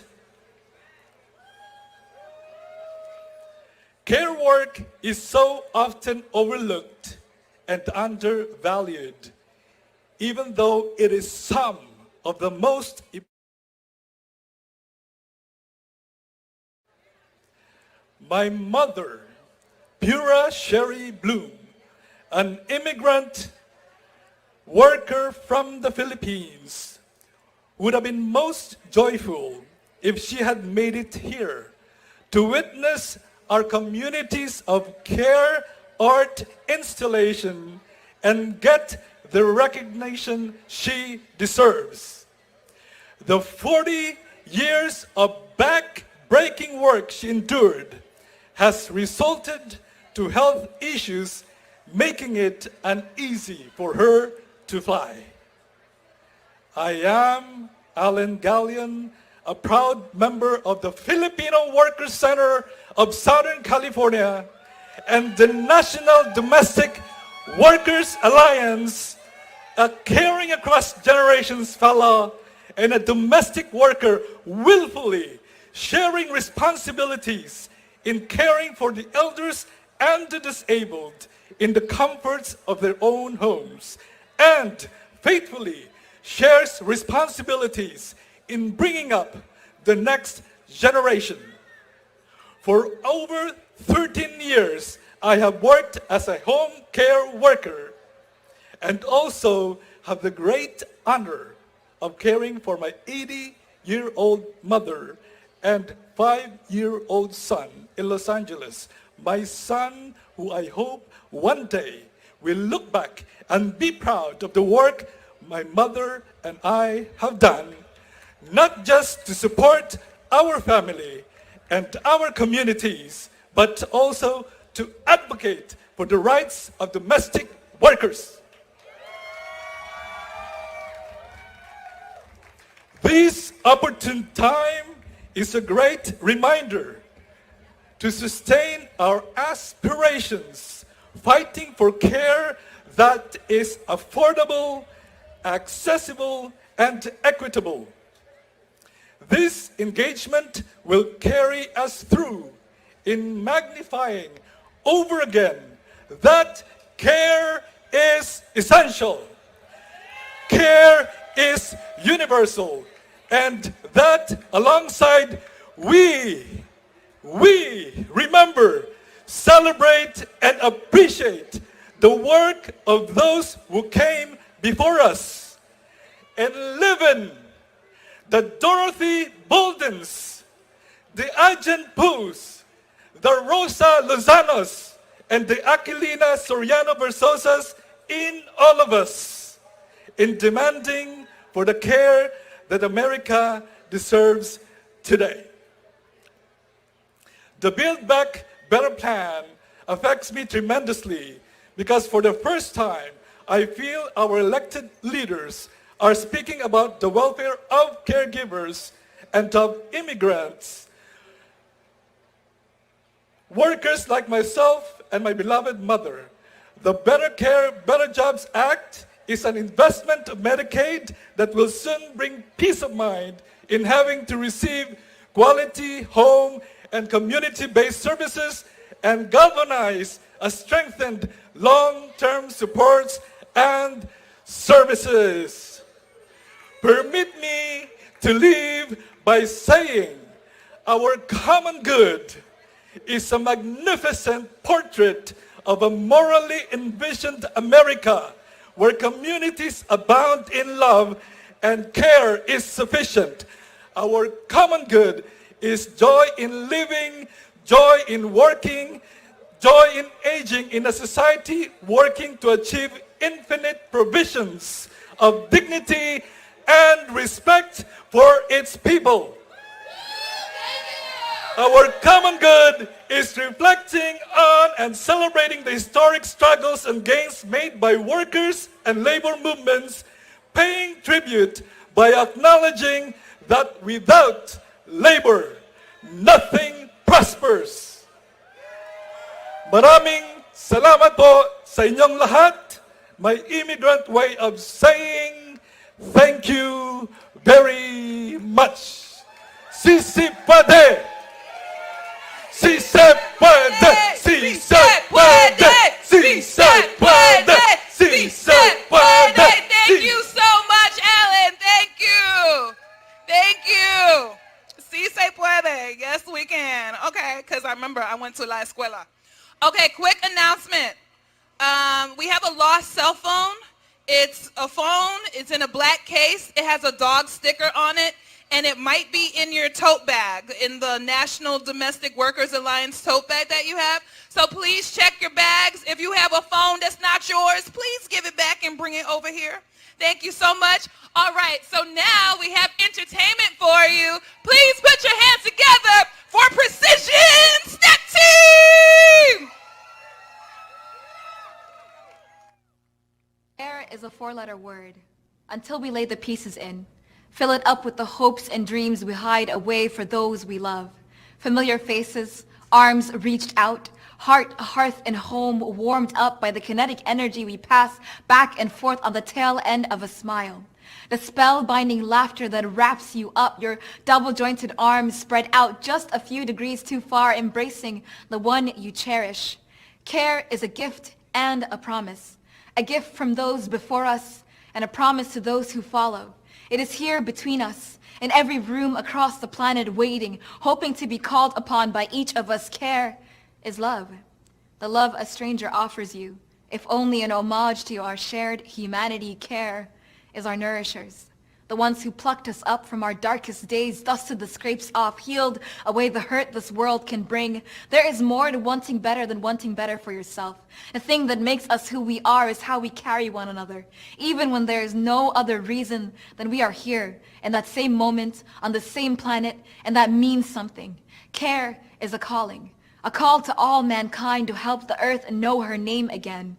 Care is a service. Service to our communities, our environments, service to a future where hope truly is eternal because we worked for it. We advocated and built a way to it and will make that journey together. Care is a choice that brings forth the better in us over and over again.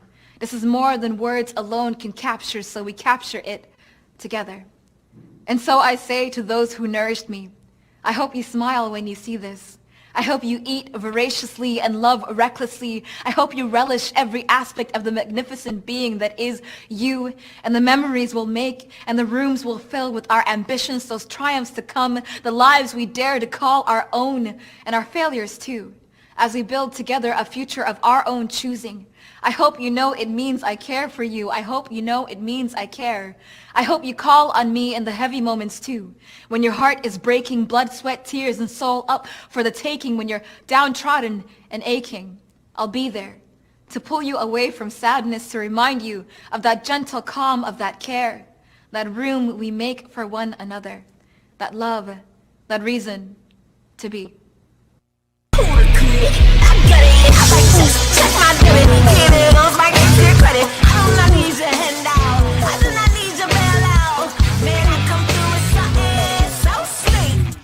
They try to stop me like I'm Black Wall Street. Man, who got the vibe? Who wanna rise? Where are them girls working 2 and 3 jobs? I see you getting your check. Get your respect.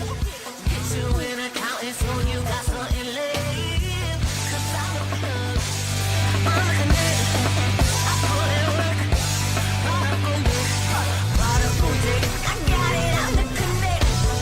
Brought up on dick. I got it. I'm the connect. I got that work. I got that work now. I got it. I'm the connect. I got it. I'm the connect. Wow.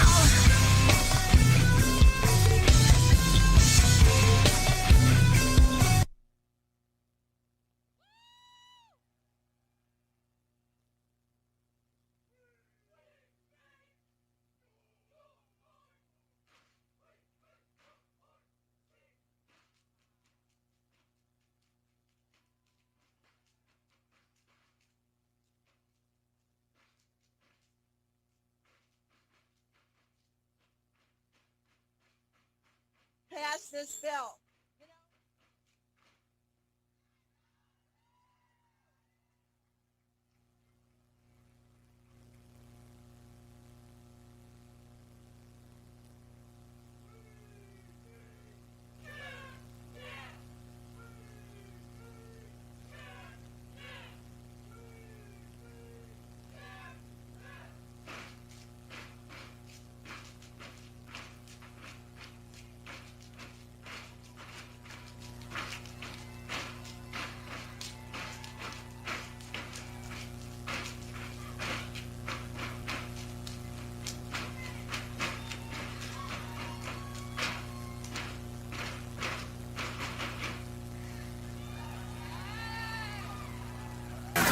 Hey, what's wrong?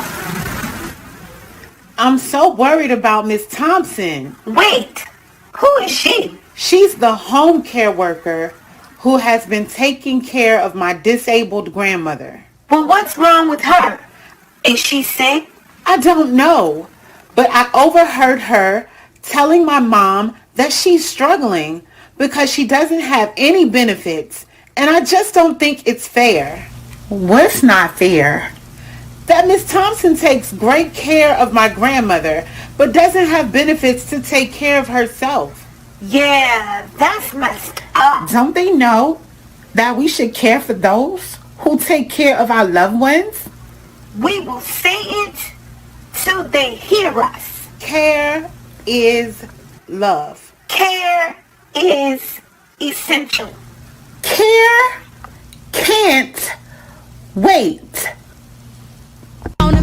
Keep getting funky on the scene while they jumping around you. They trying to take all of your dreams, but you can't allow it. Cause baby, whether you're high or low, or whether you're high or low, you got to chip on the tightrope. Chip on the tightrope. Baby, baby, whether you're high or low, baby, whether you're high or low, you got to tip on the tightrope. Now let me see you do the tightrope. And I'm still dipping on it.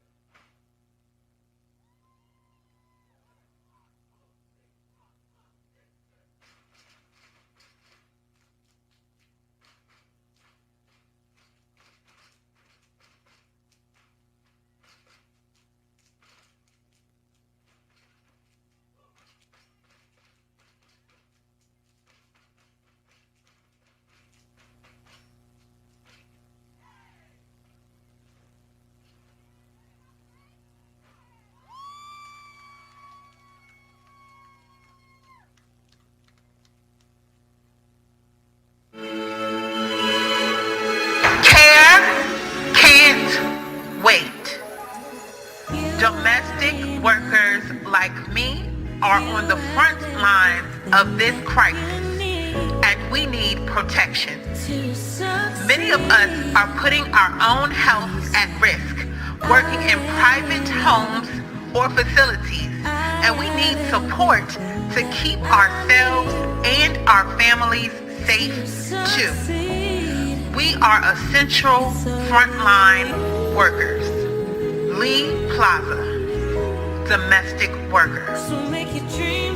Care can't wait.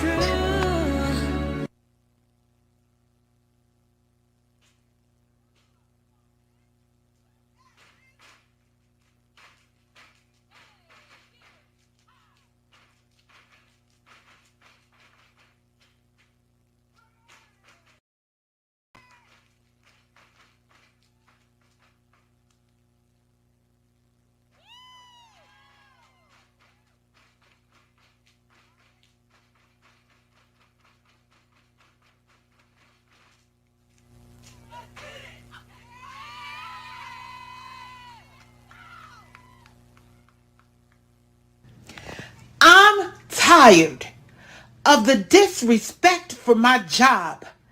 I just want my work to be recognized and appreciated. I'm tired of the lack of equity in pay. Don't they realize we are the backbone of the economy? I'm tired of not having insurance or paid vacation. They should take care of us simply because we care for their loved ones. We work hard to care for the nation's seniors and people with disabilities. I'm tired. Huh. But you know what? It's the having little to no benefits for me. It's the lack of appreciation for me.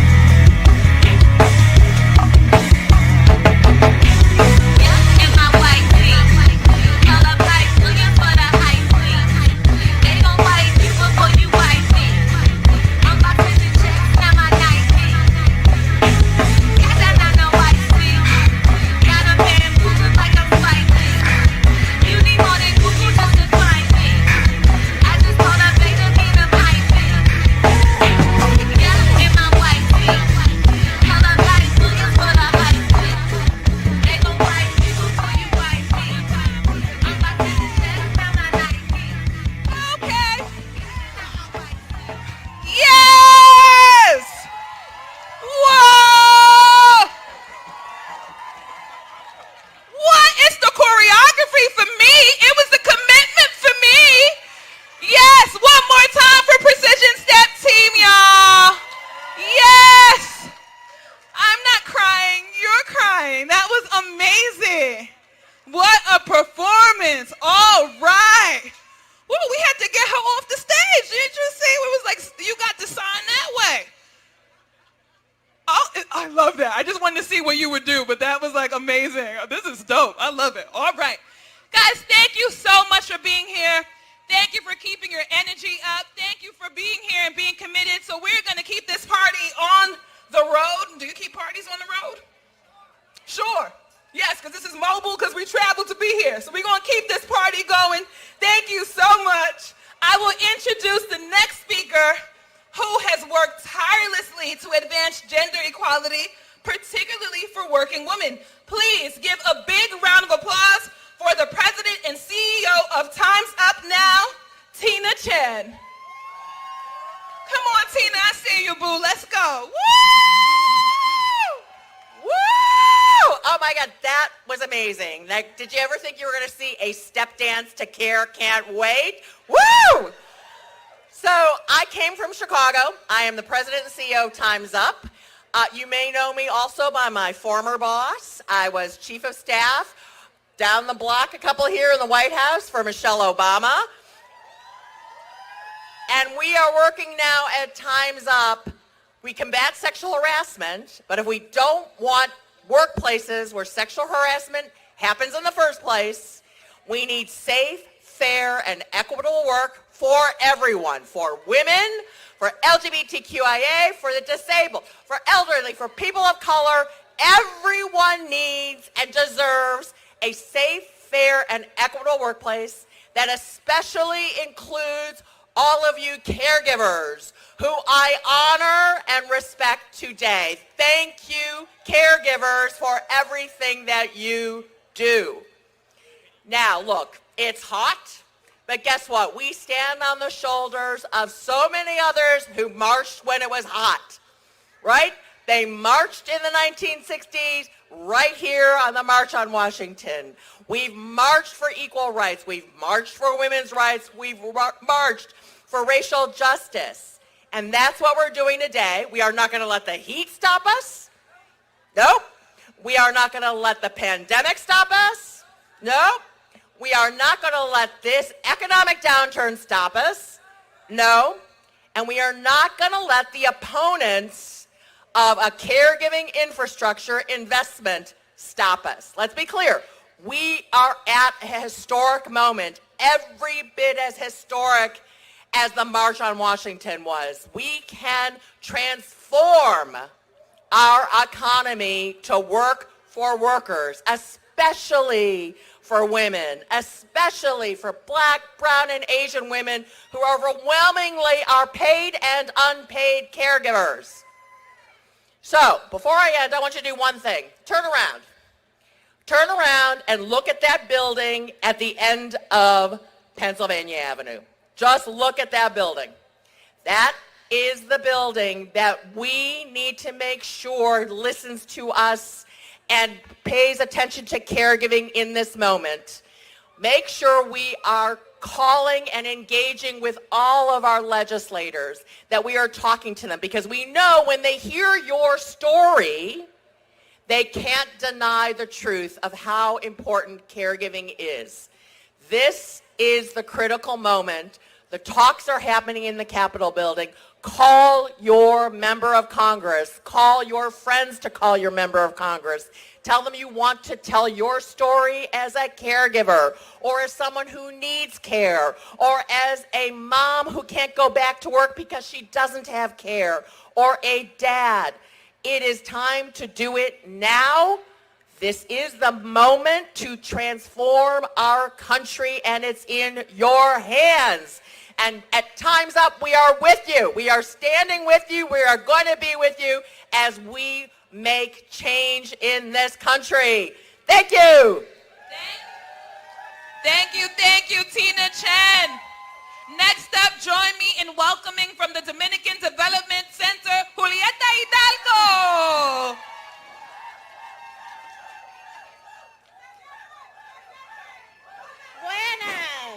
everyone too.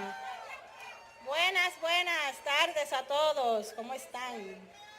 Se siente, así mismo es. Se siente, dígalo alto, que estamos juntos acá. Sí mismo. El cuidado es esencial y no debemos esperar. Dígalo. Care is essential. We can't wait. Care is essential. We can't wait. Care is essential. We can't wait. Gracias. Muy buenas tardes a todos. Mi nombre es Julieta Hidalgo. Soy trabajadora del cuidado del hogar, madre de 2 bellos niños y soy organizadora.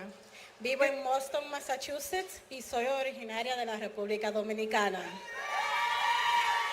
Good afternoon, everyone. My name is Julieta Hidalgo. I'm a home care worker, mother of 2 children, and an organizer. I live in Boston, Massachusetts, and I'm originally from the Dominican Republic.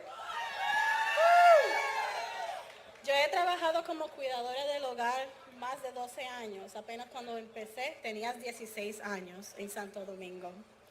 Cuidando a una vecina mía que Dios descanse. Y cuando me mudé aquí a Estados Unidos, empecé a trabajar también cuidando a otras personas. Pero hoy me he dedicado a cuidar a mi madre y a mi hijo que nació con síndrome de Down. Ahí yo entendí lo que era lo valioso ser una trabajadora del hogar. I have worked doing home care since I was 16 years old. That's 12 years now. Started in Santo Domingo, taking care of an elderly neighbor. When I came to the United States, I started working caring for other elders. Today, I take care of my mother and my youngest son, who was born with Down syndrome and requires a lot of support. Doing that work is what made me realize how much love is required to do it. También he decidido tomar mi tiempo para ayudar a otras personas como trabajadoras como yo, junto con la organización Centro de Desarrollo Dominicano en Boston, Massachusetts. Somos ahora mismo 40 trabajadoras que viajamos desde anoche en un bus para estar aquí presente. I also spend my time organizing other home care workers like myself with the organization Dominican Development Center. Over 40 of us traveled overnight by bus from Boston to be here today to tell Congress that care is essential and caregivers are essential. Así es, hay que decirle a los congresistas que el cuidado es esencial y las cuidadoras también somos esenciales. Me encanta mi trabajo, me gusta cuidar mayores y ayudarlos a seguir viviendo una vida digna y prosperidad con independencia. Es una gran responsabilidad y es un trabajo muy difícil, pero también es un trabajo que me da vida y satisfacción. Pero este trabajo muchas veces es invisible y no nos valoran como nos debe.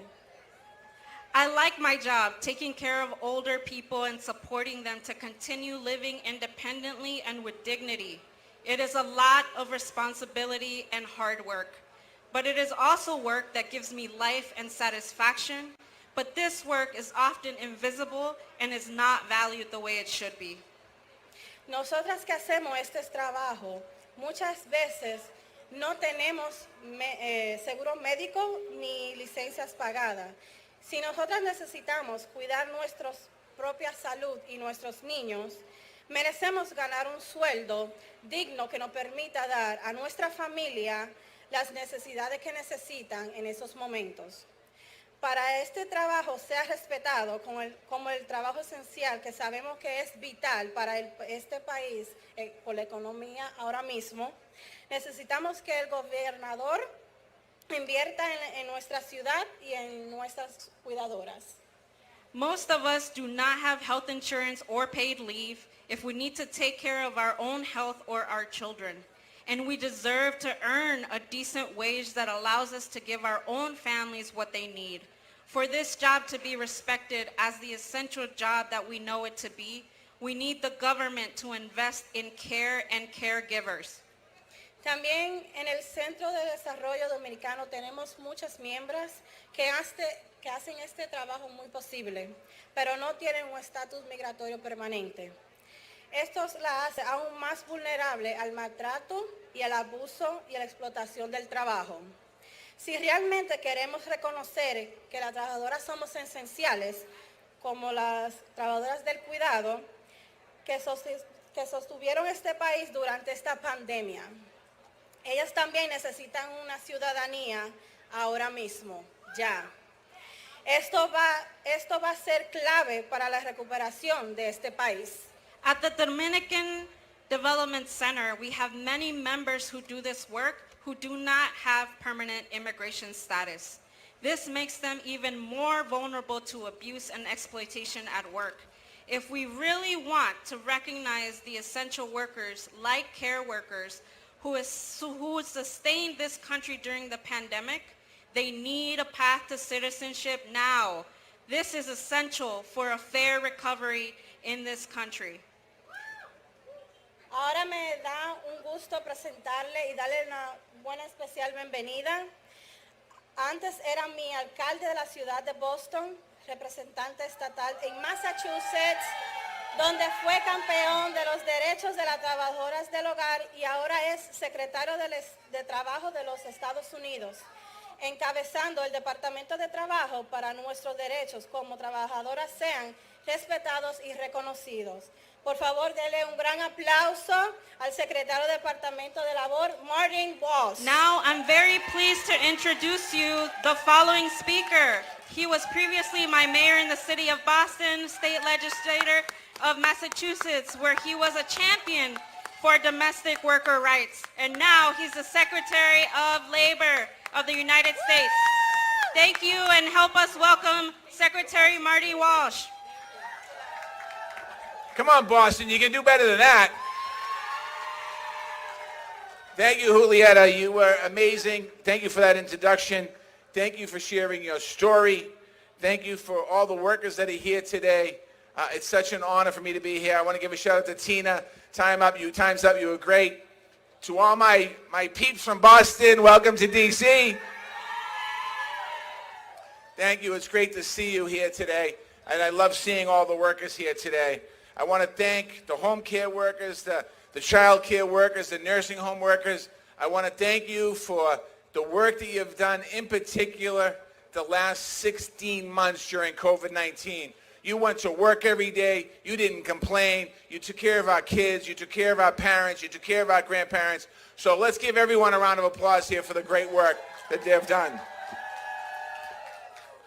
I also want to give a shout out to SEIU. In the labor movement. I know that SEIU is here in the house in a big way. Thank you, Purple Shirts, and everyone from SEIU. IGEN, POOV, the National Domestic Workers Alliance, thank you for all your great work. Paulo Mendoza and the Communities Care Project, thank you. And to everyone who believes care can't wait, I want to thank you for being here. This issue is certainly simple in my view. As a former mayor of Boston, as a former state representative in Dorchester, as a former head of the Boston Building Trades, we understand that this work, the care economy and care work, stands up the rest of our economy. It's essential to the infrastructure for our lives, and the pandemic, as I said, that has proved that beyond a doubt. And not just as a policy statement, it's a personal statement for me. We all need care, and we all depend on care workers. As Labor Secretary, I've traveled all across this country, listening to workers in every industry, talking about their need for child care, elder care, and disability care. I make sure wherever I go, I listen to the workers because you are the workers that are important to me. I listen to Juliet and other people here today. I sometimes think about my mother who did this work. My mother came to this country in the late 1950s from Ireland. She was 17 years old. She came alone. English was not her first language. In many ways, she was very vulnerable. She had skills, but most important skills in the world she brought from home with her. So what did she do? My mother became a domestic worker here in America. She cleaned houses and cooked, and she took care of children for people in different parts of the greater Boston area. And she couldn't earn a middle-class living doing that work, but she was able to understand. She knew the importance of hard work because she came here. Like many of you, she came here to work to send the money back home to her family at home, so to support the family back home. My mother still talks about that to this day. My family was able to join the middle class because my father, who also immigrated to this country in 1956, had the opportunity to become a laborer. He had the opportunity to join a union. He was able to put food on our table. That union was able to support their pension and give them health care and support their opportunity for fair working conditions and safe job sites. In the beginning, it wasn't like that. And that made a difference. 60 years later, in the United States of America, it's time to do better for all of our workers. I just want to talk a minute about President Biden and Vice President Harris' administration and what I believe in and what they believe in. Every single worker in the United States of America deserves a living wage and the right to join a union if they choose. But today, as you know, 1 in 6 of our care workers live in poverty, despite working full-time. Some of you here in this plaza today fall in that category. You are disproportionately women of color and immigrants that come to this country that work in this space. You are often exploited because of the vulnerabilities that you experience. But as I look out at all of you, one thing I know, care workers are not powerless because you show up at rallies, you let your voices heard, you call members of Congress, you call mayors, you call city councilors, you call state legislators, and you let them know that you're there. You're there because you want to make sure not just your life gets better, but the people that you're advocating for life gets better. Together, you have changed the conversation in this country. And it was said a minute ago by Tina, I think Tina talked about it, or one of the speakers before I got up here. No, actually, it was before when I was driving up here. This president, President Biden, and this Vice President Harris has listened to workers for the last 20 years because their agenda shows the importance that they value workers. President Biden and Vice President Harris and the entire cabinet, the federal government, are here to hear you and to stand with you. CARE is about the heart and soul of the president's Build Back Better agenda. The plan calls for an investment of $400 billion to make high-quality care for our elderly relatives, family members with disabilities, affordable and accessible, whether it's at home in a community. We've never seen that type of proposal and that type of investment go into our cares economy in the history of our country. Just as important, the president wants to be clear. He wants to raise your wages. He wants to make sure you have the rights that are protected. He wants to appreciate the work that you do and the care that you give to people. Build Back Better agenda also invests affordable, high quality in child care for every single American. Something that we need to do. We need to make sure that we don't leave our kids behind. We're going to provide subsidies for tax credits for families. We're going to build new upgraded child care facilities. We're going to make sure that our workplaces, our community colleges, and community centers are the best and that we have access to those. We're going to make sure public school starts at the age of 3 years old when it should, with universal pre-kindergarten to get our kids an early start. We're going to work to increase wages, training, career opportunities, child care professionals, educators, and essential workers. I say all this because I've never quite had a chance to be at a podium before to talk about all these incredible investments that we want to make, and we're on the verge of making them all happen. This is not a political speech. This is reality. The reality that we have right now to change the course of America, to change the course of American workers for the next generation, the next 50 years. We have that opportunity. We wouldn't have that opportunity without all of you advocating and being here today. I want to thank you for being here. I want to thank you for allowing us to depend on your care. I want to thank you for fighting. I want to thank you for standing up. I want to thank you for marching. I want to thank you for protesting. I want to thank you for loving. I want to thank you for all the things you do. And lastly, I want to give a special shout out to everyone from the city of Boston who came to D.C. today to take this town over. Thank you very much. Yeah, one more time for the Secretary of Labor. Boston is in the building. Okay. Boston and Dominican, que lo que? Thank you all for coming out. Thank you for your support. Thank you for your love. Thank you for caring. Thank you for standing out here in the heat and staying hydrated. We know it's not easy. With that being said, we are going to introduce the choir and we're going to, hey, pongan atención. Yes, we're going to have the choir lead us in a procession after they're done singing. So when they're done, we're all going to follow them in an orderly fashion towards the installation all the way in the back, okay? And without further ado, I will introduce the Bolton, no, that's not it. That's not it at all. That was the wrong words. I just want to make sure y'all were listening, okay? You were listening. You got me, sis. Okay. Let's wait 1 second because we want to make sure everybody's paying attention. There's photos. And I'm also available for photos in case somebody wanted. Okay. Boston is out of control, guys. Boston! Brooklyn! No, just me? Okay, cool. Okay. All right. Now that we have everyone's attention, let's introduce and make a big round of applause for the Baltimore Urban Inspirational Choir. Whoop, whoop. Let them hear it. Come on, coordination. Come on, choir. Bring it through in the nudes. Come on with the coordination. Come on, black people. Beautiful. Come on. Here we are. I'm going to sing with the choir, y'all. Here we are. They said if you want to be somebody, if you want to go somewhere, you better wake up and pay attention. Hey, want to be somebody. If you want to go somewhere, you got to wake up and pay attention. Give it up for the choir, y'all.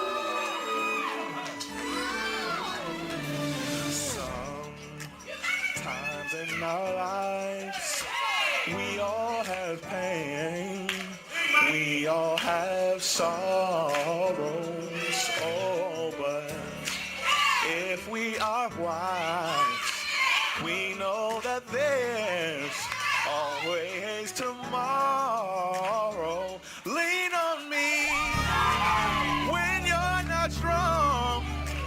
I'll be your friend and I'll help you to carry on. It won't be long till I'm gonna need somebody to lean on. Your priorities that you need to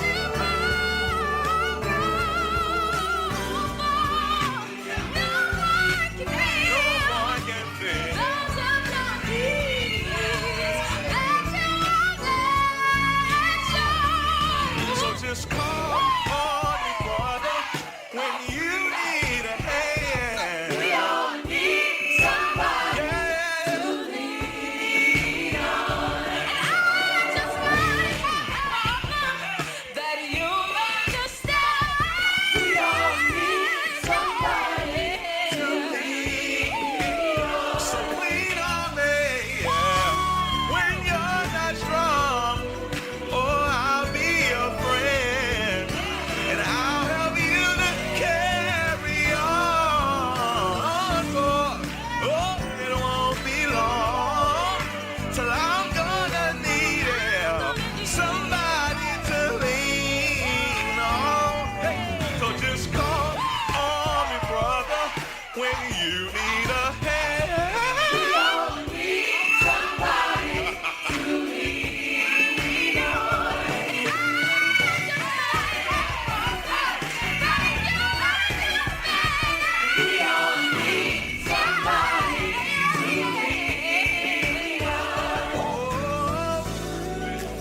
There is a wrong that you can bear, that you can carry.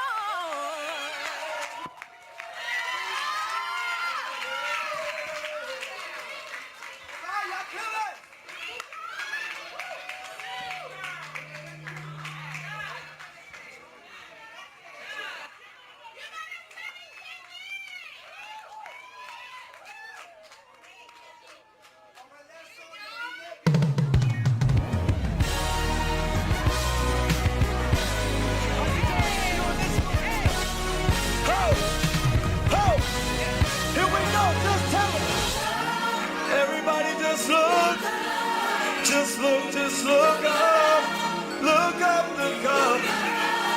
Just look, just look. I got you. Ho, ho. Look to the hills, from whence cometh your help? Where does your help come from? It comes from the Lord. Just look, just look. Just look, just look. Hey.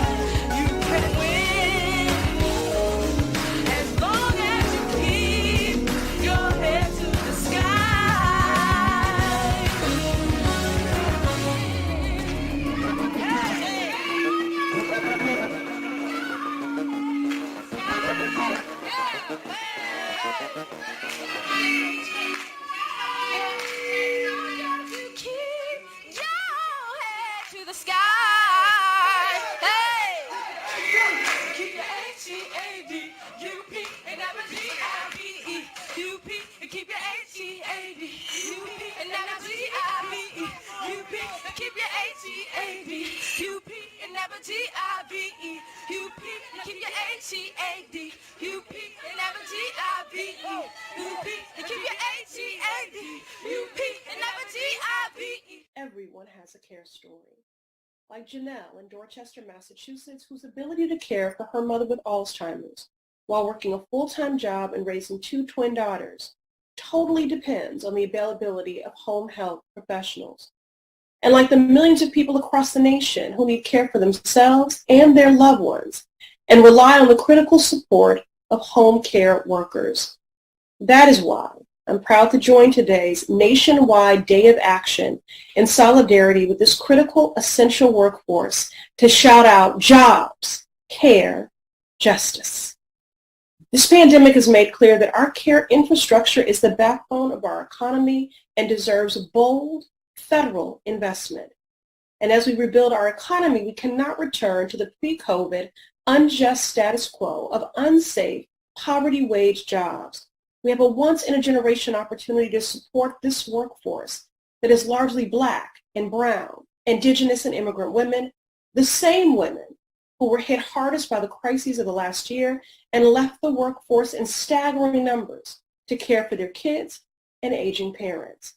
We must act today and every day after until we ensure that home care workers are paid a livable wage and no matter what they do or where they live, have the chance to join together in a union and bargain for a better future. It's time to care for the care workers who care for us.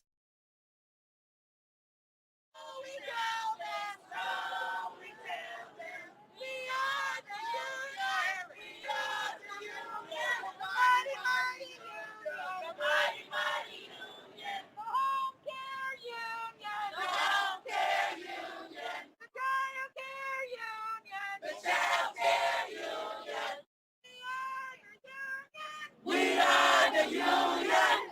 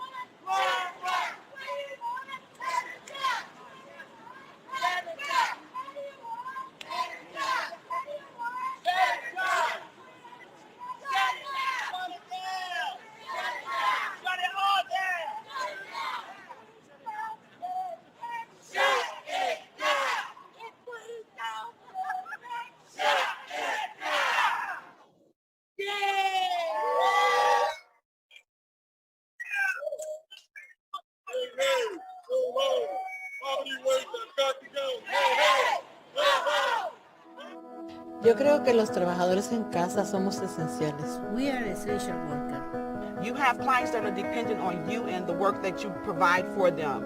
No importa qué pase con el ambiente, con el clima, con los desastres, con los incendios, con COVID, tienen que estar allí, pase lo que pase.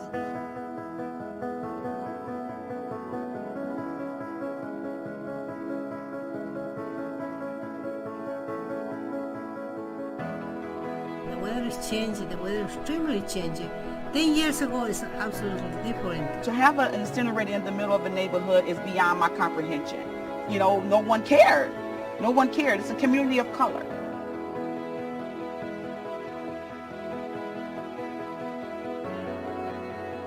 As climate change warms our atmosphere, higher temperatures could have an unexpected consequence, more snow. I used the bus and the train, traveling 1 hour and a half. The worst experience is in the winter time when the government stopped public transportation. I searched the taxi. It's not cheap. It's $50 at least. We don't have no alternative. The life of these people, our clients, depend to us.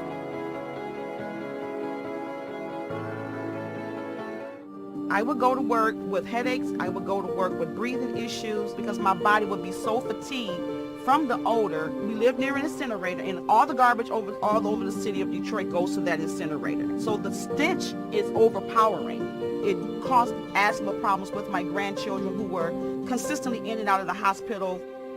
If the water and the air is not safe for us, and then we're in poverty at the same time, how does that affect a worker?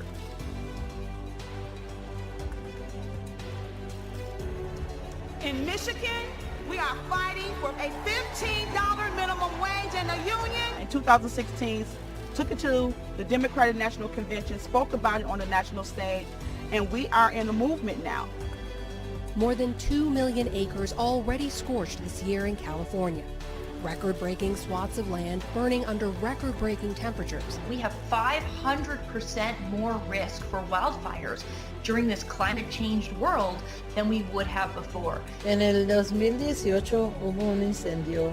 Yo no pude evacuarlo porque Alex está en cama. Yo no lo podía cargar. Estaba todo negro de humo. No se miraba nada. Alex tiene equipo médico que tiene que tener conectado a la electricidad y se fue la luz estando parada detrás de él, de su cabeza, y moviéndole la cabeza levantándole la cabeza, bajándole la cabeza, moviéndola para un lado, para otro, pudiera respirar.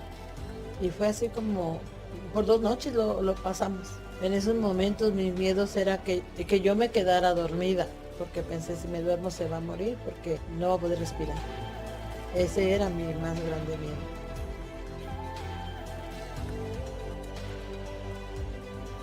Yo creo que una sola persona no puede hacer las cosas. Yo pienso que siempre un grupo de personas puede hacer los cambios.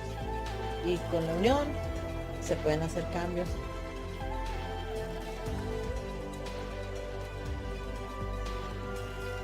Lo que yo estoy pidiendo es un poco de dignidad, porque nadie sabe cómo vino.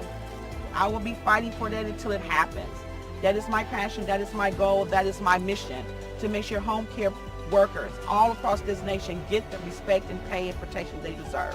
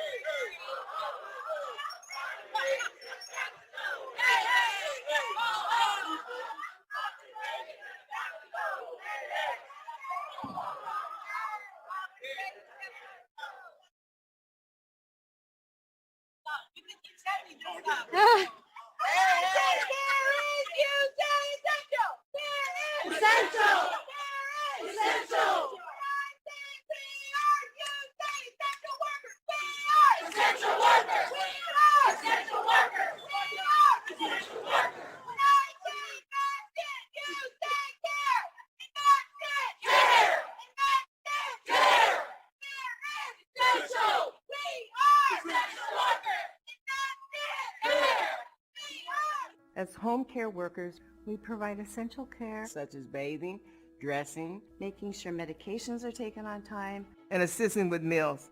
So seniors and people with disabilities may live with dignity and independence at home. With 10,000 adults turning 65 every day, home care has been one of the fastest growing professions in the country. In fact, 1 million new home care jobs will be needed in the next decade. 1 million. But poverty wages and lack of basic benefits and inadequate training turn dedicated caregivers away. It's time to start having a conversation about the need for long-term care for all, and to make sure the home care jobs we need right now and in the future are good union jobs. That way we can create a more just long-term care system that works for all caregivers and families, regardless of where we live, where we are from, or the color of our skin. Entonces, ¿qué significa realmente tener un buen trabajo de home care? To me, a good union home care job means retirement, sick leave, better wages, being able to adequately care for our consumer, security, quality, and dignity. A good union home care job means I don't have to work 3 jobs. 90% of home care workers are women. More than half of us are women of color. И это очень многие являются мигрантами. Together, we are rising up for quality, affordable, long-term care, and unions for all home care workers. Will you join us?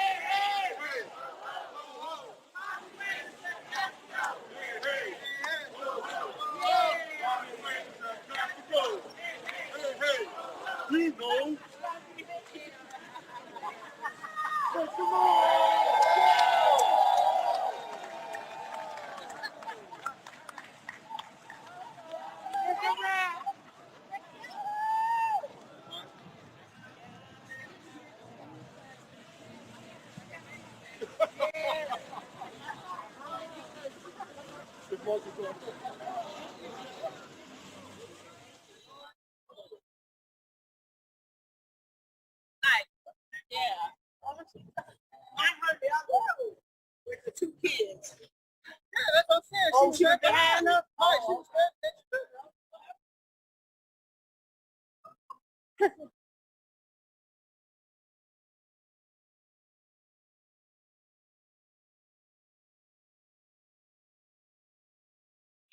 Hey, congrats, y'all. For all your help. Congrats. You were amazing.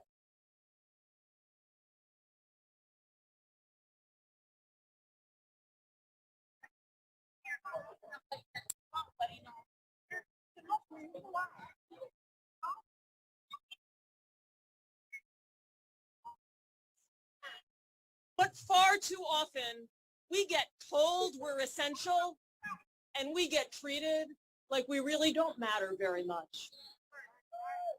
It's worth taking a minute to remind ourselves why that is. It's because the long-term care system in this country is fundamentally broken.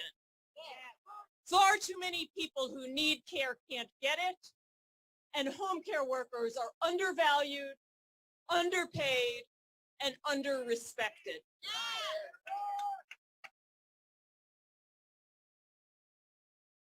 Need my notes, excuse me.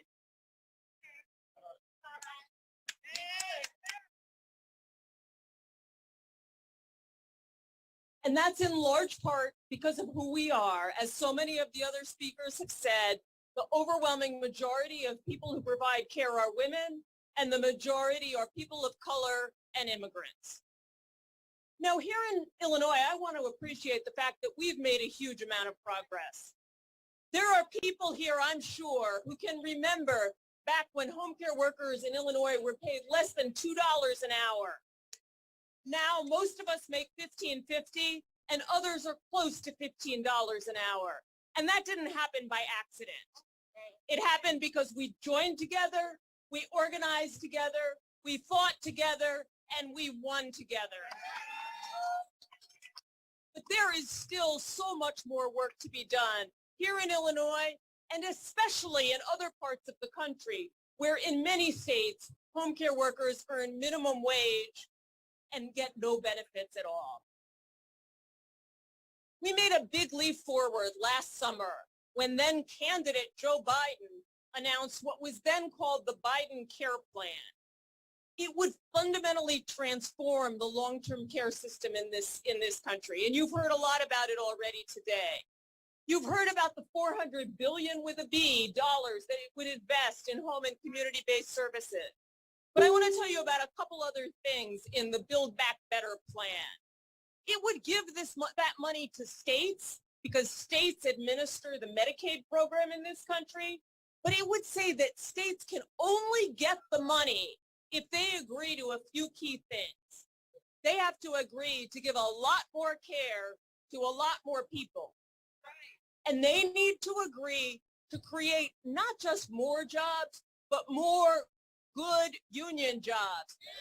The kind of jobs that enable home care workers to live with the same dignity and respect that we provide for our consumers every single day.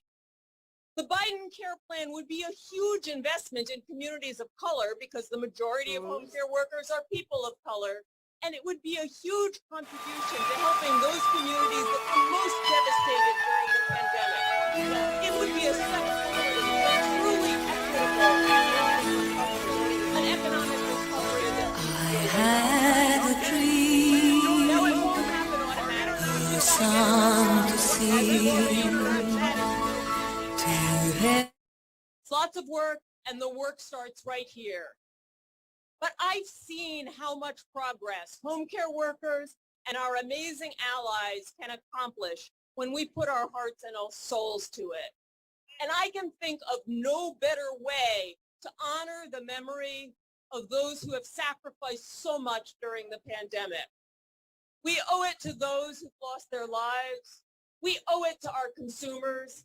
And we owe it to ourselves. Good in everything I see, I believe in angels. When I know the time is right for me, I'll cross the street. I had a dream. I had a dream. Fantasy to help me through reality and my destination. Well, thank you for being here, Leslie. So as we get ready to close, I just want to thank some of our sisters and brothers from the labor movement. Make some noise for ATU, Local 308. Make some noise for the mighty Chicago Teachers Union. Make some noise for SEIU Local 1. And a special shout out to the amazing folks at Local 73.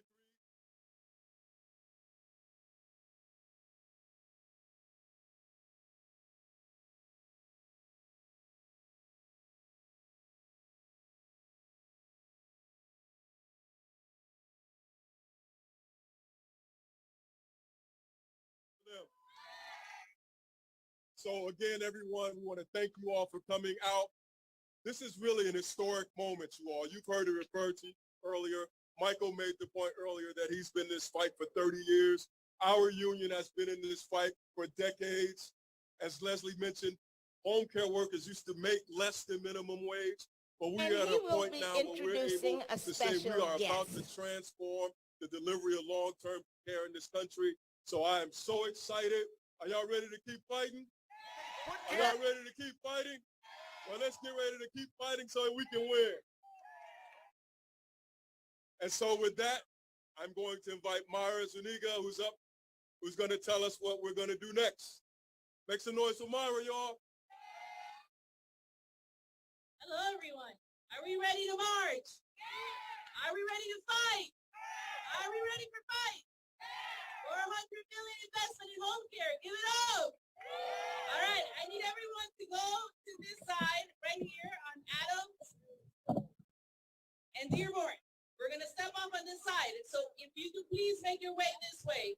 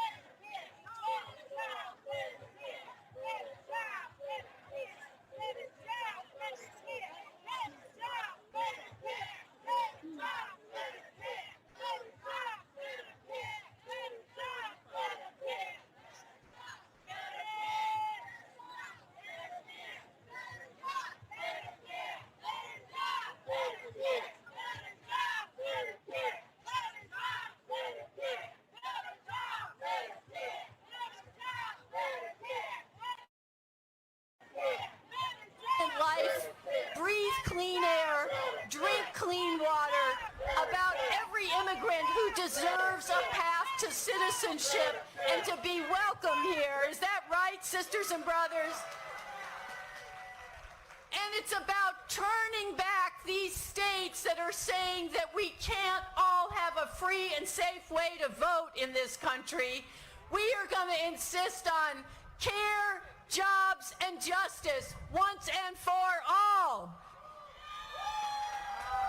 And 2015, together with the 2 million members of SEIU, together with the millions more with the National Domestic Workers Alliance, and today here in California with the United Domestic Workers, we are standing shoulder to shoulder with the climate movement, with retired seniors, with everybody who's fighting for justice.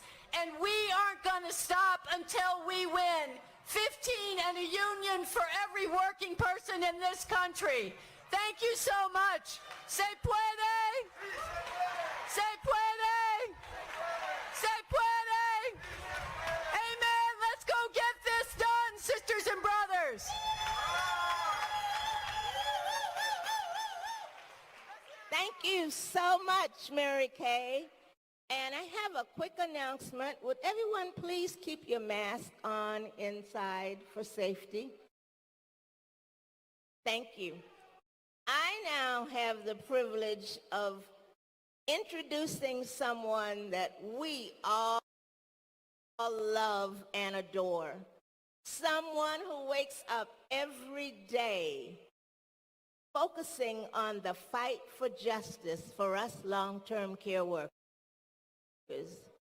Someone who we have the privilege of calling our president. Please join me in welcoming SEIU 2015's President April Verrett.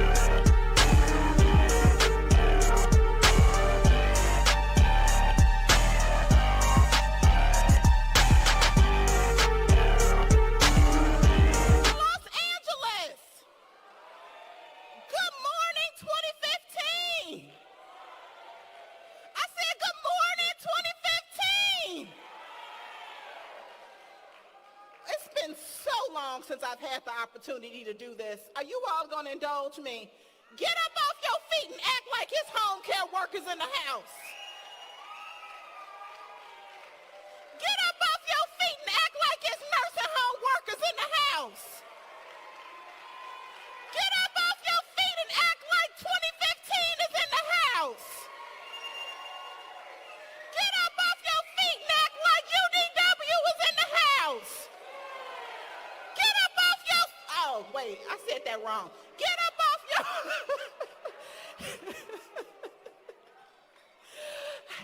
Act like Mr. James is in the house. Act like Miss Muriel is in the house. What? Somebody told me 2015 is in the house. What? Somebody told me we have not been together for a 2015 party in a long, long time. And from the looks of it, y'all might have missed it. Because I think you all showed up to show out today. Woo. I'm sweating already. Can somebody give me a handkerchief? It's hot, Miss Lisa. Thank you.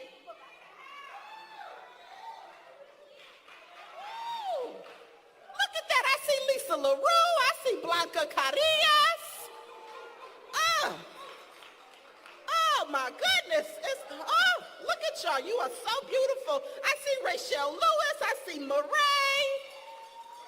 I see Polo from Long Beach. I see Mary Grace is going to give me a fan. I see Catherine Polk from South LA. Where's Lancaster at? Where's the Antelope Valley? Oh, there go Barbara Henderson. I see you. Where's Long Beach? Where Long Beach at?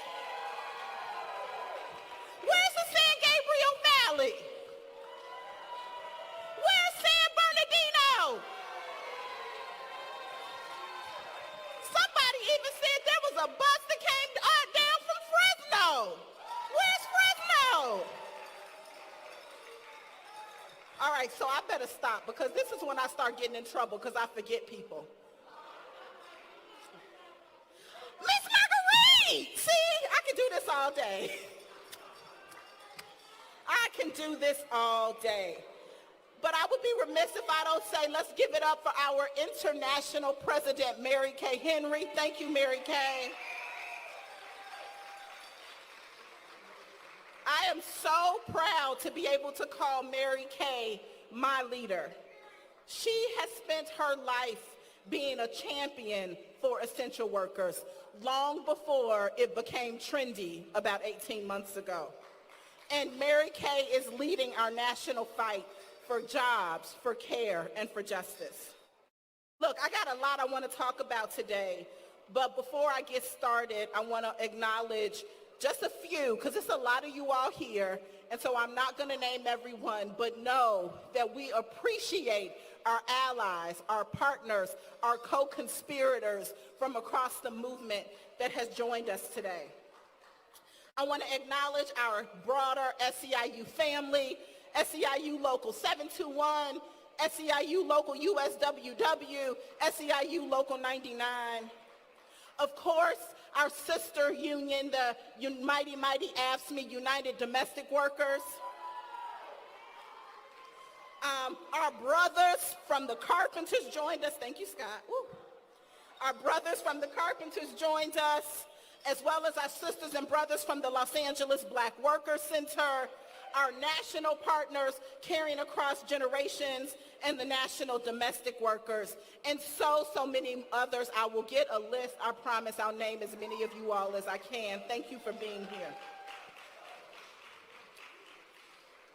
So, like we heard Mary Kay say before, we got a whole lot to talk about today, a lot to be excited about, a lot to get done, because we want to talk about the work we have to do this summer, not just here in California, sisters and brothers, but across the country and in Washington, D.C. Before I get to all of that, I do want to acknowledge the last 18 months. It has been an incredibly scary, tumultuous, dark time for so many of us.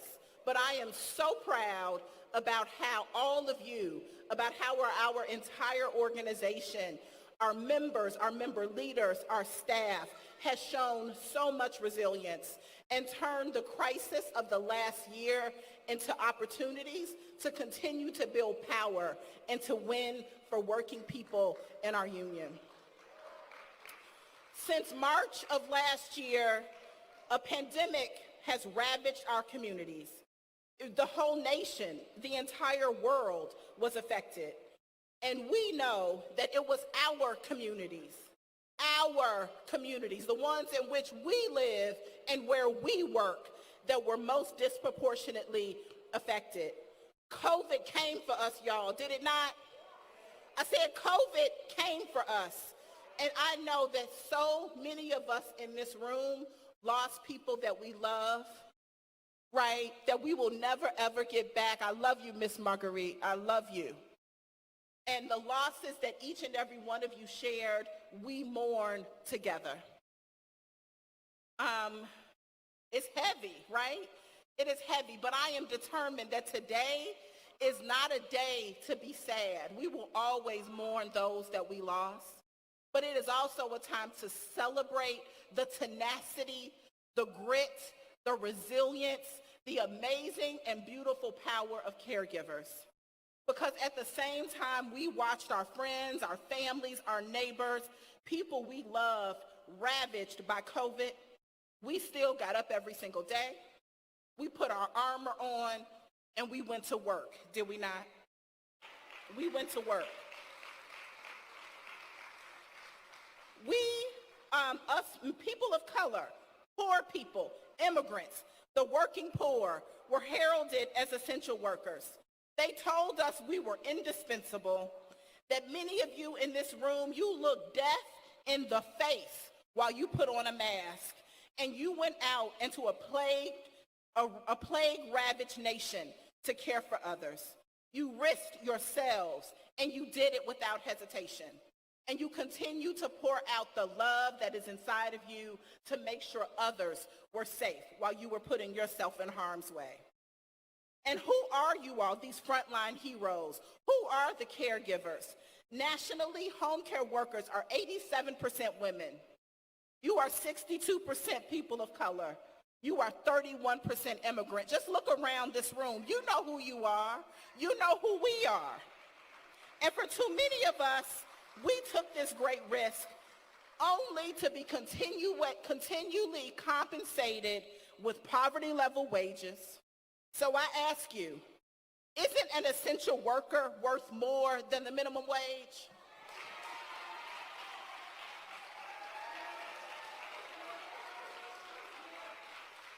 What Pastor Eddie at? Because I don't think they hear me. I said, isn't an essential worker worth more than poverty level wages?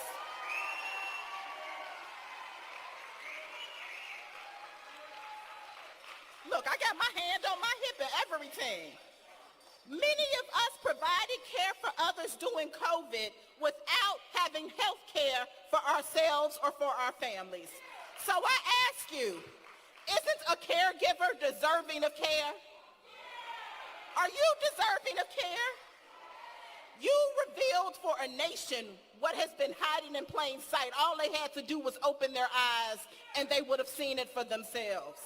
For centuries, caregiving and caregivers have always been undervalued in this America. And in the face of this contradiction, they tout us as essential, but they treat us as expendable. We all saw it for ourselves, the legacies of the America we had hoped to have left behind. One where black folk and brown folk and immigrants and poor people have been relegated to the second class. And the impacts of the pandemic on our communities of color weren't enough to make you want to holler. It made me want to holler. Heck, I said heck, Miss Vicky. Heck, I did holler. Right? I hollered, I cried, and I screamed as I watched this pandemic ravage our country. But if that wasn't enough, then we had to watch George Floyd die with a knee on his neck. That awful video that we had to watch over and over again, reminding us of the sickness, the depth of the sickness that is racism in this country. And so we took to the streets, right? We declared that yes, black lives do matter. They have always mattered, they always will matter, and we won't stop shouting until we act like they matter. We Together, we built the largest protest movement the world has ever seen. But we did not stop there. As we were declaring Black Lives Matter, we made sure we stood up and said the scapegoating of immigrants in this country must stop. The tearing away of babies from their mothers and fathers in the name of some unjust immigration law must stop. Right? This whole mess about a document that you hold defining your humanity, that must stop. And we did not stop there. We demand, and we continue to demand, that anti-Asian hate and violence must stop. It must stop. And together we have built the largest protest movement the world has ever seen. And we carried that energy into this fight in spite of a pandemic. And in November, we went to the ballot box and we made history. Yes, we did. We made history. We elected Joe Biden to be our president, and we sent our very own MVP, our Madam Vice President, to the White House. And we were able to relearn, right? We were able to remember for ourselves that when black people and brown people and Asian people and white people and indigenous people and LGBTQ people and people of faith and disabled people and all people, when we all stand together, when we all stand together to seek equity and to seek justice, right? When we do that, we know we can win. When we stand up and when we take action. Sisters and brothers, when we use our power, my favorite word, I'll say it again. When we use our power, P-O-W-E-R, our power. When we use our power, we win. And so what we gonna do with our power now, y'all? I said, what we gonna do with our power now, y'all? Well, I'm going to tell you what I think we should do with our power. I think we should take our mighty power, the mighty power of caregivers, and use it with the 2 million other caregivers across this country. Today, thousands of our sisters and brothers are marching on Washington, D.C. They are taking our demands to Capitol Hill. And not just in D.C., there are over 40 rallies and block parties and other actions happening all over the country right now, because caregivers are demanding with one voice, pass Joe Biden's plan for a $400 billion investment in care.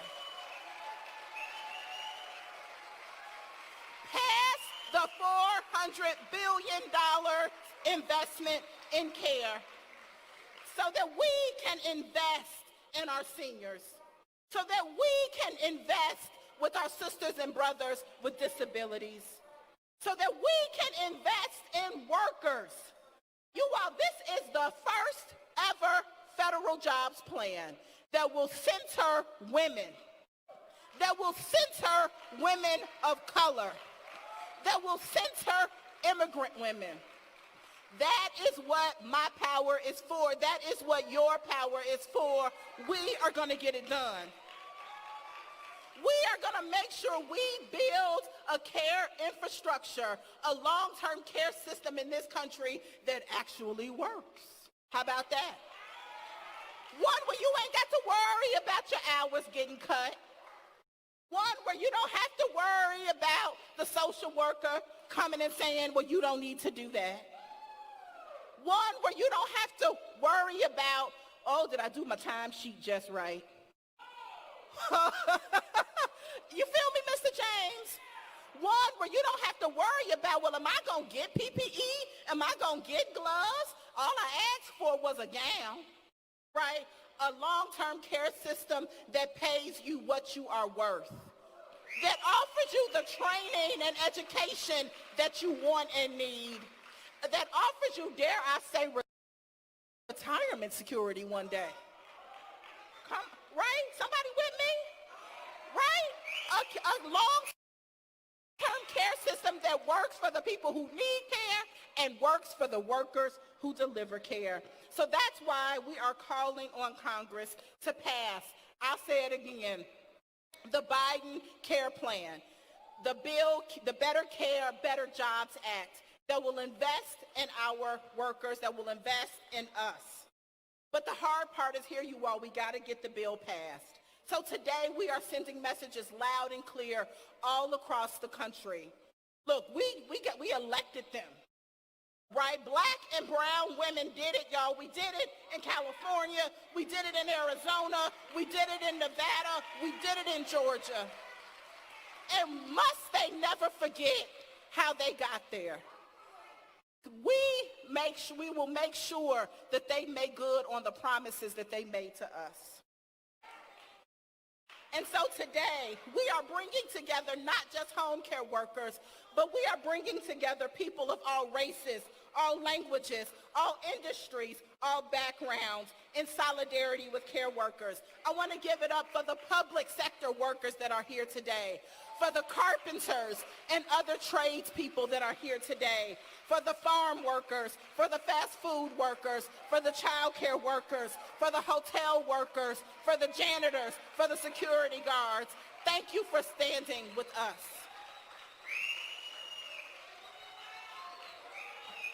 I'm getting close, y'all. I told y'all I had a lot to say. I told you. It's been a while. Y'all haven't heard from me in over a year and a half. I may never sit down. But this is a historic moment, you all, and we cannot miss it. We can expand care. We can improve care. We can upskill the workforce and finally show caregivers are truly valued by paying you all a living wage, right?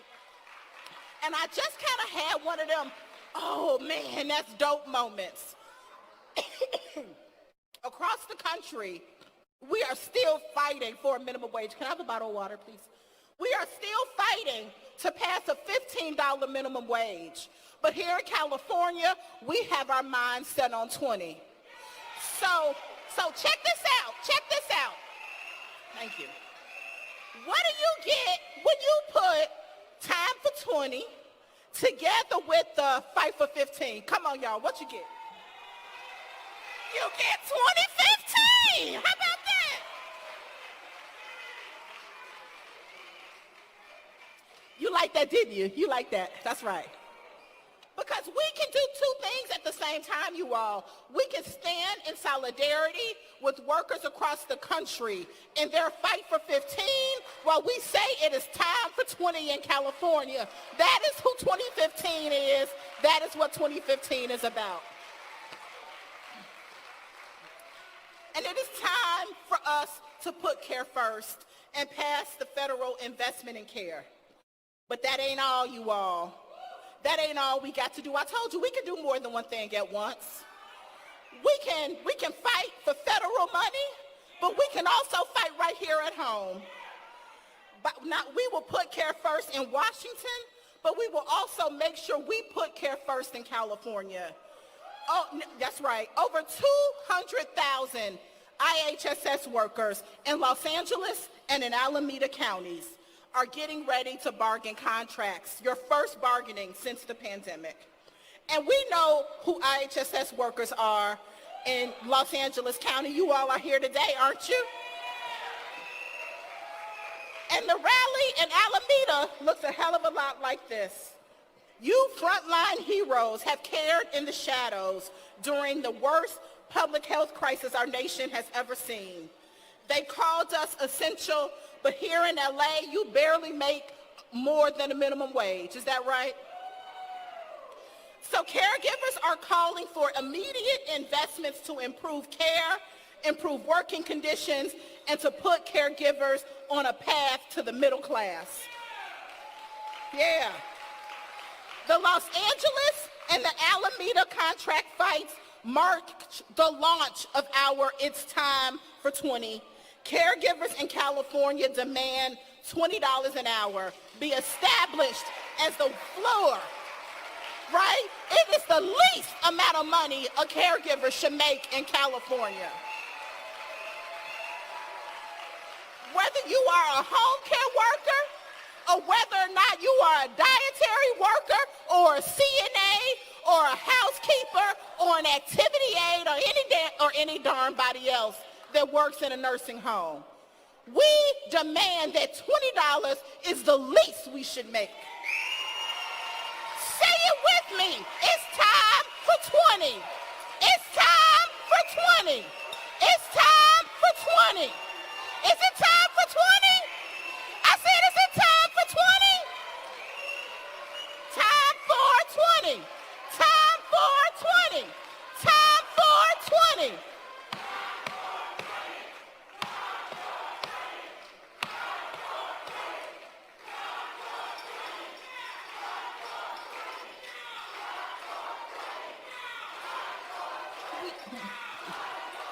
Right now.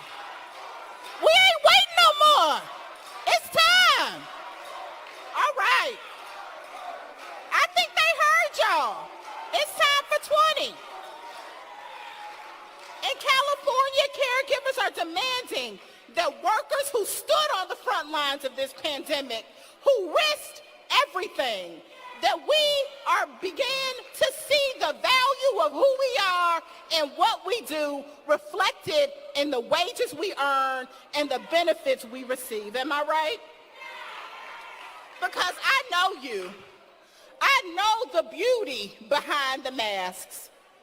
I know the people behind the masks. I know the heart and the soul of the movement behind the masks. And I promise you, I will not let them leave you behind. As this nation recovers, I will not let them leave you behind. We will not let them leave any of us behind. Am I right, 2015? Am I right, UDW? Now is the time to make sure we win the federal investment and we put ourselves on a pathway to 20 for all long-term care workers in California. It's our time, sisters and brothers. It's our time. My name is Brittany Wilson. My pronouns are she, her. I am a home care client and proud disabled woman of color. Home care labor has provided a literal lifeline to many in the disability and elder communities, especially those of color. Many, including myself, rely on the support of home care workers to live the lives that we want and deserve in the community. Thank you to the home care workers who went to the grocery store, picked up prescriptions, isolated themselves so that communities were safer, and to workers like Deb Housey, who moved in with her client to provide care when they both had COVID, doing this incredible work for only $13.25 an hour, a wage that I know I couldn't live on. And while I'm grateful to those who were able to provide these supports and services, I know that it has not been easy for any of us. While CEOs and corporations were making billions, I witnessed friends move into institutionalized settings because they could not find home care. I have read stories from disabled people who were in nursing homes where COVID was rampant, begging for help to get out because of the death that surrounded them, terrified that they may not make it out, and many of them didn't. It wasn't working. It wasn't safe for any of us. So we took to the streets to demand something better collectively, and it worked. Governor Walz partnered with us to permanently raise home care wages to at least $15.25 an hour and increase benefits. There is more work to be done, but this is a big step that we're taking together and is an example of the progress that we can make. And as this global pandemic continues to uncover the veil that blankets systematic oppression, we must reckon with the economic, racial, ecological, and ableist injustices felt hardest by Black and brown folks and the poor. We will never forget that it wasn't the CEOs and the billionaires that carried us during this ongoing pandemic. It is the grocery store employees, the mail carriers, the teachers, the nurses and doctors, the caregivers. It was all of us. Let us prosper from the lessons we have learned and remember that we are our most free when we center interdependence, that we are most cared for when we all have access to the necessary resources to look after our families, our neighbors, and ourselves. We have a resiliency inside of us that will never be defeated. Only together in unity can we create a future where we are all free. Only in unity can we demand that our leaders do what is right so that we can all do better. I'm Congresswoman Debbie Dingell. Today, I'm proud to join service and care workers across the country in recognizing the importance of and declaring that care is essential. You know, during this pandemic, we've seen the fractures in our communities and in our society within the care system. It's hurting our economy and it's hurting our workers. Too many women have had to leave the workplace because there's no one to take care of their children. And the sandwich generation can't find anybody to help take care of their loved ones, their parents, older people who just need help, and people with disabilities that need support. We have a broken system, and it's time that we fix it. We begin by giving people better pay and better benefits so that this will lead to better care for everybody around, for the care recipients and those that love them and want to make sure they're being taken care of. Last month, I introduced the historic Better Care, Better Jobs Act with Senator Bob Casey of Pennsylvania to expand home and community-based services so that seniors and people with disabilities can get the care that they need in the setting of their choice if it's doable. Many people want to stay in their homes or in the communities where they know people, where they will be loved, be with people they can connect with, and get the support that they need. And along with that, we can also ensure care workers are receiving pay and benefits that are representative of their work. I'm proud that we have the support of so many of you and that the administration is supporting us. Many of my colleagues are supporting us in the Congress, and there are many, many people across America who are joining us in this fight for better long-term care, because we know that caregiving is infrastructure. You know, people define infrastructure as the basic systems and services that allow a government or society or company to operate. Caregiving allows for all other work to be possible.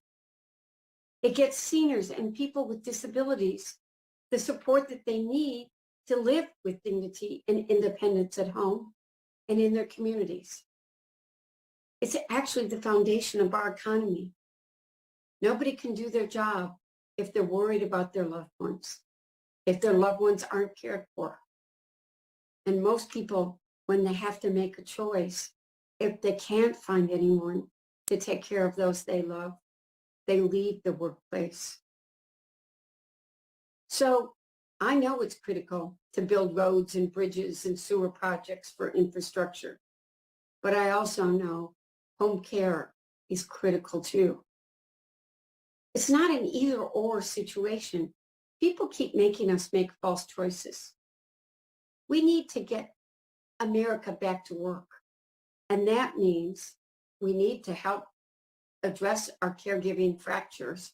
And yep, we need to fix our road and bridges and build better broadband across the country too. Thank you for all you do. Let's keep fighting. Now is the time. It's a once in a lifetime opportunity in our generation to make sure that we fix the fractures in our long-term care system. Thank you for being part of this fight. Good to meet you, Senator Casey. Thank you for taking the time for this conversation. Howdy, good to be with you. Thank you. Good to have this opportunity. What are you focused on accomplishing in this Congress? So I've tried to focus on a range of issues that put a spotlight on the challenges families were facing during the pandemic and in the aftermath of the pandemic, and workers as well. That naturally led to a focus on an issue like home and community-based services for seniors and people with disabilities in the workforce. Those workers who do that essential heroic work that is only paid $12 an hour, an indication that they're badly underpaid. President Biden has asked Congress for a $400 billion investment in home and community-based care. You've been an outspoken proponent of this bill. Can you please explain why this legislation is important and what it would do? First of all, to provide so many more Americans with the opportunity to have those home and community-based services. But right now, for most Americans who are considering long-term care, the nursing home is the only option. So many families would choose to have care in the home. And for people with disabilities, as you know well, having that option to have care at home or in the community where you're closest to the people you love, you're closest to the real world, and you're able to participate in your community in a way that's consistent with your hopes and your dreams about how to have care provided, how to have services provided to you and to help your families. The problem is we've got at least 800,000 Americans on a waiting list for home and community-based services. And, you know, just to be blunt about it, there are more of them in red states than blue states. So far, we haven't been able to convince the Republican Party in the Senate that this is essential, that we can't call ourselves the greatest country in the world unless we have the best home and community-based services in the world. We're America. We should provide the best services. Can you tell me about the workers who provide home care in Pennsylvania? Who are they, and what are their jobs and working conditions like? What would this bill do to improve those conditions?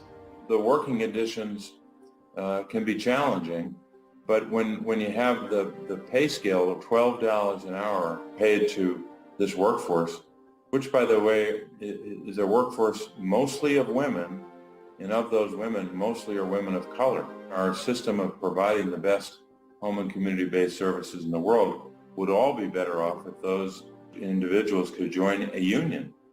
Because if they have a union, they're likely to be paid a better wage, they're likely to have benefits, and the kind of economic security that they should have a right to expect. If we say they're heroic, we pat them on the back, as we did so many heroic essential workers in the pandemic, we ought to pay them the wage that their work deserves. What do we need to do to get this bill enacted into law? What are obstacles and what do we need them? Democrats are going to have to come together to fund home and community-based services. That's the only way we can get this done. So as much as I would hope that we could pick up some Republican support, I think that's going to be difficult. Now, it's possible, and I'm just being strategic here, it's possible that getting a few Republicans to support us in funding home and community-based services at a robust level. We need a big, bold investment here. As I said, $400 billion. Even though Democrats control the House, the Senate, and the White House, much of our agenda is being blocked by the filibuster.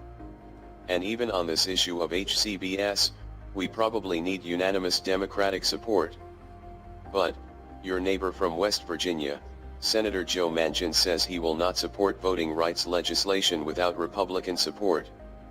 But no such support is materializing. Where do we go from here? Will the Democrats' whole agenda be sacrificed at the altar of bipartisanship? It used to be in the old days that sometimes that 60 vote rule would force consensus to get some more votes on the other side. But try as we might, that's not happening. So you have this bizarre circumstance where on one side, the Democratic side, you're trying to make progress on so many substantive issues that we've had very little progress on. And on the other side, they don't have much interest in legislation. We are singing from the same hymnal. I agree with your point, and I don't think that it is only your job in Congress. We in the movement need to raise the temperature too. It took massive nonviolent direct action to win the Voting Rights Act, and I think we need the same thing today. I want to talk about Medicare. Recently, 17 senators signed a letter to President Biden urging him, as part of the American Families Plan, to reduce the eligibility age for Medicare, expand benefits to cover the full body to include dental, vision, and hearing, and negotiate with pharmaceutical companies to lower the cost of drugs. Even lowering the age from 65 to 60 would allow coverage for 23 million people, including nearly 2 million that are currently uninsured. Will you continue your legacy and commit today to join the 17 other senators in supporting Medicare expansion so that we can significantly improve the millions of lives you have fought for so long to protect? Yeah, I think we've got to use this opportunity the moment we're in on a whole range of issues, including changes that would provide more opportunities under Medicare and Medicaid. I've got a proposal which we have not yet put in bill form, but we've got an outline of a proposal to take the Medicaid program, to take it and expand it to the other end of the age scale, which is to expand it to include every child who doesn't have health care. We still have 4 million children in the country that don't have health care, and there's no reason why we should not just enroll every child in Medicaid when they're born, and then if their parents want to have them opt out and be in some other kind of health care, that could be their choice. I like that idea a lot. Please sign me up as a citizen co-sponsor and let me know how I can help. Thank you again for your time and your advocacy. I appreciate all that you have done to lead the Senate in the fight for disability justice. And I am grateful for your moral clarity on the need to change the rules of the Senate to meet the moment we are in. Thank you.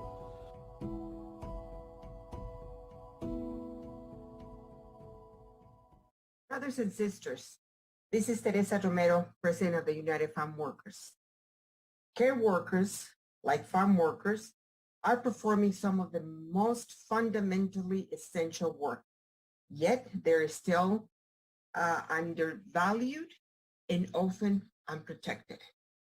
Our country's need for skilled workers is rising quickly, and rebuilding means investing in the critical work that they do. I am very proud to be part of this day of action, standing in solidarity with all for protections, investment, and respect for care workers. This work, caring for the most vulnerable, caring for our children, caring for our elders, made it possible for the rest of us to do our jobs. These are also jobs by hardworking women hit hardest by the crisis of the past year. Caregivers allow our seniors to live with dignity and respect. As we build the country back stronger, we need their jobs to provide dignity and respect to care workers. Caregiving is an infrastructure. We stand with our allies, calling for the respect of care workers because they deserve it. Good jobs, dignity, care, justice for care workers. I had personally, my brother was contracted COVID and had to go to the hospital. And people there were amazing taking care of him. I don't think we understand the stress that care workers have gone through. And it is important that we learn, that we understand, and that we do anything possible, anything we need to do to make sure that they're treated with dignity and respect. Thank you very much, and remember, sí se puede. They're there for our mothers and fathers, our sisters and brothers, our children, our friends, and our neighbors. Their care allows seniors and people with disabilities to live with dignity at home. They care for the people we love. They care for us. Home care workers, predominantly women, people of color, and immigrants, are essential to our lives and our economy. Their work allows us to do our work. Their work allows us to raise our families. As Americans age in record numbers, they're needed now more than ever.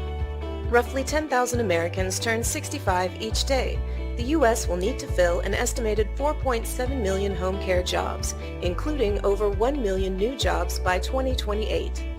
Yet we face a critical shortage of care workers due to low wages, poor benefits, and a lack of respect for these essential caregivers. We all deserve the comfort of knowing that quality, life-affirming care will be there for the ones we love. The time to invest in our care infrastructure is now. Home care workers deserve higher wages, better working conditions and benefits, and everyone's respect.